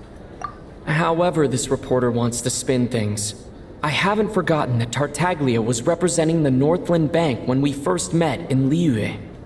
So surely, their relationship can't always have been this strained. You two are getting off topic. Let's focus on what the data is saying. Mr. Pantalone, may I speak on your behalf? Oh, please do. I'm more than happy to save my breath. Crystal distribution policy undergoes modifications with each new period, the ultimate goal being to find the most reasonable method of allocation, which I believe is what Mr. Tartaglia also seeks. But I fear many may have been misled on this topic by extremist activists. To clarify, Project Stuja is not the root cause of the problem. It is merely a framework for resource distribution. The most recent reports all point to Snezhnaya's resilience and adaptability during this period of fine-tuning, and give clear indications that a distribution framework is improving with each iteration. To make drastic adjustments without first considering the risks would likely do more harm than good. It would be a waste of the hard-won experience we've gained to date. Renowned scholar of finance, Arapov spoke up to clarify the fiscal logic, clearly alluding to social organizations like the Rokot in his words. With the notorious Lelex still active to this day, should the Rokot be held responsible? She's just rephrasing what Mr. Pantalone said. The Rokot are the critics he accuses of taking no responsibility for their actions. As for Lilac, you won't have heard of him yet. He's currently the most famous member of the Rokot. Well, more like infamous. Ending Project Stuja has become an obsession for him. Unlike the more decent ones among us, he believes that votes in the Vetcha are all that matter. So whether it's threats, coercion, or bribery, he'll use whatever means necessary to get people to change their vote. And since we're already on the subject, what do you think of Lelec's methods? Are you for or against? Well, whatever the story is, his actions benefit us all. We stand with Lelec. At least someone here wants to take this discussion seriously. I've been considering that issue myself. What you really need is more precise regional data, right? I think it would be easiest to let the Fatui handle it, since they're already in charge of Crystal shipments anyway. We may as well get them to collect some data while they're at it. Whatever you need, you can ask the Fatui to look into it for you. In terms of supervision, I think the Druzhna would be a good fit. I had hoped to discuss this with Miss Vesna, but sadly, she's not present. I will be happy to take a note of your suggestions and present them to Commander Vesna for a decision upon her return. The Commander has always taken a keen interest in Project Stuja. However, given the Druzhna's demanding workload, I'm afraid it may prove difficult for them to provide any practical support. Let us refrain from jumping to conclusions until a concrete and actionable plan is in place. My apologies, Lord Rooster. There are numerous issues to address here, including manpower, time sensitivity, and reporting lines. Nevertheless, I support drafting a proposal. Follow the usual procedure, and it can be raised as a new motion for all parties to evaluate at the appropriate time. In that case, I'd like to share one thought before the proposal is drafted. The issue of time sensitivity was raised just now, which I presume relates to the official reports. In fact, the Energy Commission already collects regular statistics on each urban center and its surrounding area. Would these be of any use? That's a good idea. I read every issue of Svietlo Lydovka's report, and although my focus is mostly on the section about equipment operation, the energy consumption statistics also yield a lot of insights. Be that as it may, does no one see an issue with using local data to determine Crystal quotas? In the long term, it seems like a very risky solution. Not if they are used purely for reference. So long as we have the report from the Northland Bank's headquarters to corroborate it, no one will be able to fool me. Very well then. It appears that this arrangement is acceptable to all parties. Yeah, sounds good to me. The members reached a provisional consensus on the issue of... Today, the prima donna of the Koralievs... Write anything like that again, and I'm revoking your permission to interview the troupe. Got it?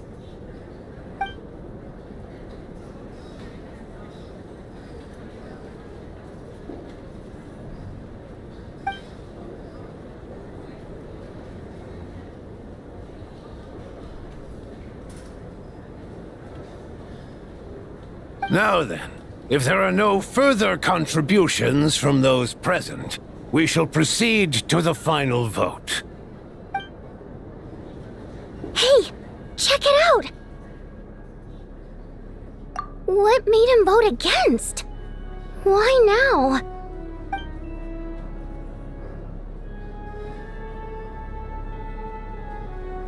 The votes have been tallied. Those in favor of continuing Project Stuzha total 61%, securing a clear majority. That was too close. The margin has shrunk yet again. Chuganov was a huge loss. I'll bet Lelek is behind this. I wonder how Pulcinella will respond this time. Chuganov. I see.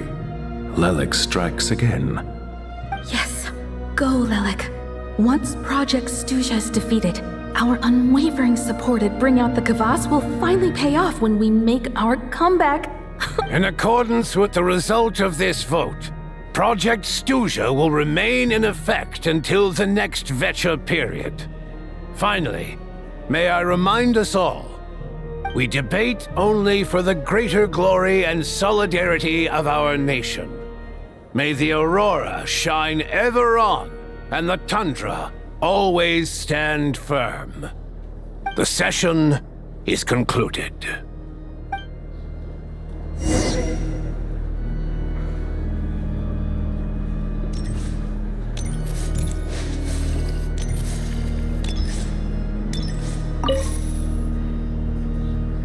I have to say, I really wasn't expecting Chuganov to vote against Project Stuzha.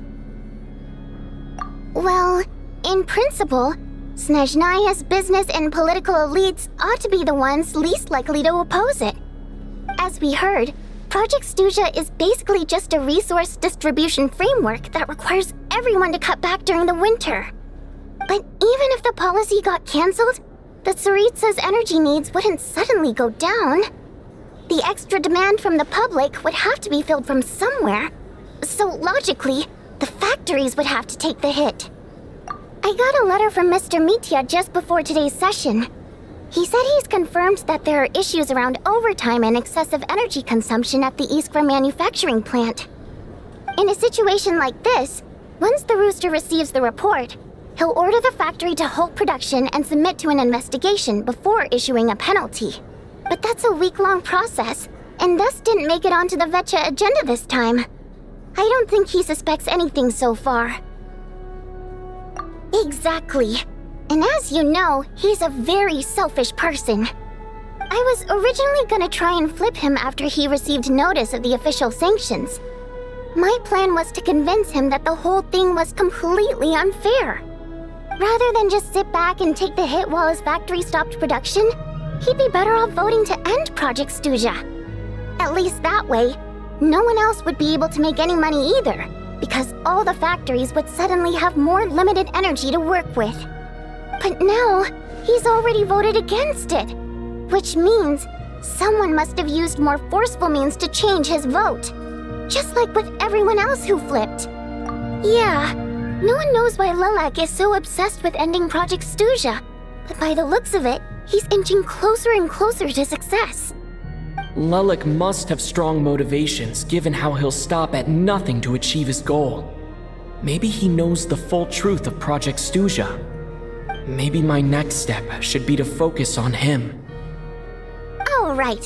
What are your plans for the rest of the day? Shall we head out? Hey, comrade. I noticed you were here during the debate. I didn't take you for a political enthusiast. Greetings, Harbingers. I just happened to have some free time today, and my new friend here thought it might be fun to check out the Vecha. Ah, Odette must have introduced you. Looks like you two are getting along pretty well. I'll leave you to catch up. I should head back to the troop. Sure. Break a leg and all that. Thought it might be fun to check out the Vecha, did you? Things are never that simple with you, Traveler. There's no way you're here for kicks and giggles. Tell me I'm wrong. Oh, yeah. To some, he's a captivating enigma. To others, he's the bane of their existence. No one ever thought that some anonymous nobody from the Rokot could cause such a stir. Huh? You want to look into Lelik? Then I'm sure his days of anonymity are numbered. What do you think, Snezhnaya? Fine by me, I guess. If the Traveler actually manages to expose Lelik, it'll be doing Pulcinella a favor. In return, it seems fair to let him in on what we've learned so far. My thoughts exactly. Sharing is caring, after all. Head back to Glupov and grab the files on Lelik. It's easier to just pull the records than go through the rigmarole of getting the Traveler a visitor's permit. As you command, child, sir. In that case, since we're going to be waiting anyway, I'll have someone brew a pot of black tea.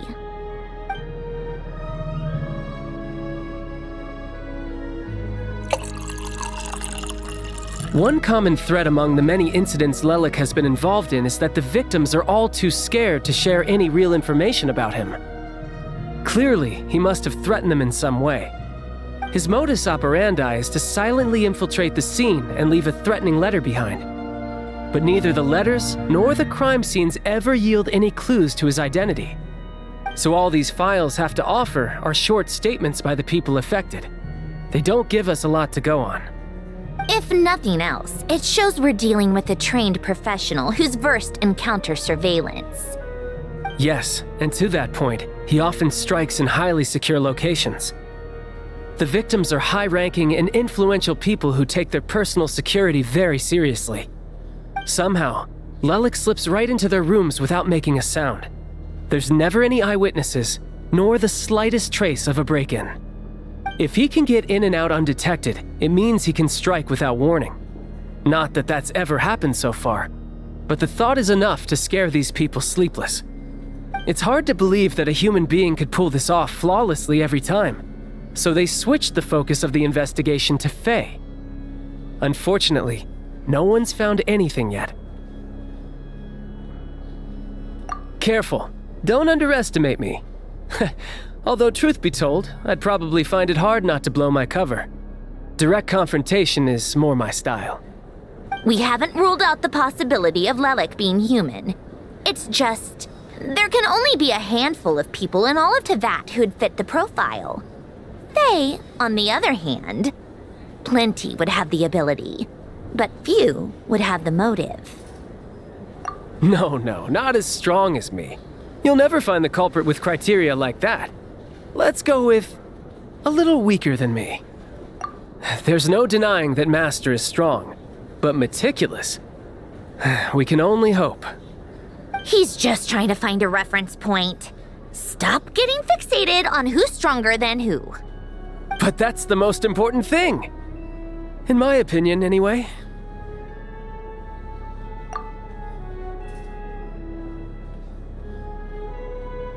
Odette? Yeah, that seems about right. Her skills are solid, and she's always calm under pressure. Except she's Fatui, so the likelihood of her working against us is pretty low. But yeah, much more accurate than your previous example, at least. No, wait a moment. Maybe we should interrogate that assumption. What do you mean? Which assumption? Her Fatui identity doesn't necessarily exonerate her. And when you think about it, the Rokot would be precisely what she needs to conceal her identity. Plus, she wouldn't need to be such a pro at covering her tracks. She'd already know where the Fatui will be and when, so she could choose the perfect time to act. Oh, yikes. I was just thinking out loud. Why is this starting to sound like such a convincing theory? Still, what reason could Odette possibly have for trying to call off Project Stuzha? Arlecchino would be the best person to ask. She knows Odette best. Unfortunately, she isn't back yet. Rosaline used to open up to her in private about her struggles with Odette. As I'm sure you can imagine, Arlecchino is quite a lot better with children than Rosaline was.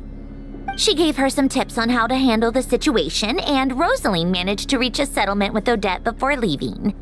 So I suppose there were at least no lifelong regrets left behind. Beyond that, I don't know the details about that side of things. But I do know that Odette definitely has a motive to hold a grudge against Project Stuzha. The reason being, her father passed away during the early stages of the project. That was back before it had been named Project Stuzha, when things were still being worked out. But in essence, it's remained the same ever since. Huh. The more you know. Rosaline was always so self-centered. I never understood why she started paying so much attention to Odette. Is that such a surprise? If you cast your mind back, you may remember that Rosaline and I weren't exactly close. We had tea together a few times, but that was about it. Odette's past is no secret. Her father was a fetus and her mother was a very famous ballerina. On the surface, it looks like she followed right in her parents' footsteps. But the truth is quite a different story. After her father passed away on a mission, her mother was overcome with grief. She broke her leg during a performance and could never dance again. Odette was only interested in ballet at the time, but this tragedy left the family with both breadwinners gone. They could barely make ends meet. Per Capitano's policy, family members of Fatui who died in the line of duty had to be appropriately accommodated and provided with adequate assistance. So, regardless of how Rosaline may have felt about it, it fell to her to resolve the issue of Odette's family's livelihood. In the end, the solution they agreed upon was to have Odette join the Fatui. Right, because the alternative would have been a one-off compensation payment, I guess. In that sense, joining up was definitely the better option. Still, she must have had mixed feelings about it, right? If she doesn't even like the Fatui. It's just a theory, a possibility. But as a motive for Odette to become Lelik, it holds up. That said, I have no idea where Odette's head is at right now, or what her conflict with Rosaline was about. Plenty of people were on bad terms with Rosaline. I have no intention of trying to figure it all out. Yes, but there's not much point in discussing that now. Yeah, back to Lelik. Since our investigations so far have turned up next to nothing, we've got nothing to lose by trying a new angle. Funnily enough, Tonya and I had actually made plans to go to the theater tomorrow to watch Odette's rehearsal. Unfortunately, thanks to this Lelik situation, I'll be stuck working overtime again. Which means you can go in my place. No point wasting the ticket, plus you'll get to meet Tonya. Spirit Seeker. Quite the classic ballet. It was passed down through Odette's mother's family for generations, though it hasn't been performed in years. But Odette's been practicing it diligently, and it's finally ready for a return to the stage. Excitement is through the roof. Tickets for the official performance sold out long ago. Tonya's excited for it too. She's desperate to see it no matter what. Personally, it's not really my kind of thing, but since she's my little sister, I had to figure something out. I've actually seen it several times before. The story's pretty straightforward. The lead character follows a trail of clues left behind by a spirit, gradually recovering her memories along the way. It's a tale of love and regret. So not exactly reinventing the wheel, at least by today's standards. But when that classic melody kicks in and the lead character begins to dance, it always gets me. It really is beautiful. Not an easy dance to do justice to, though. I know it's always been Odette's dream to perform this piece, but I'm not sure she's really ready. In that case, I think that even if she is Lelik, we should wait until her performance is over before we respond. I'll let you take it from here, comrade.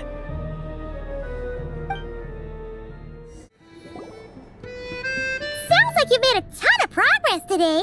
It's good that everything's going so smoothly. Next step is to head back to the theater and get a clear answer from Odette. Either way, Paimon doesn't get the sense that she's a bad person.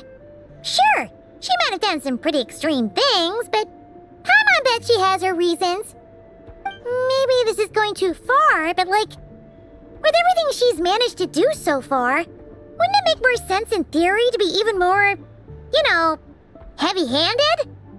Why leave a letter when she could, well, we know there are plenty of other ways to keep people in line, right? The point is, she could have gone further, but she didn't. So, if it is her, she's got some principles at least. Yeah! Well, all you can do is follow the facts wherever they lead. No change, really. But that thing Paimon told you about yesterday? Paimon feels like she can sense it more clearly now. Hearing you talk about your day makes Paimon itch for an adventure. If only she could be there with you so we could experience it all together. Yeah, I wish you could be there too. I'm not used to adventuring alone. But don't worry, we'll get to the bottom of this. Guess it's just one of those things. Never mind. Paimon will behave herself and keep resting.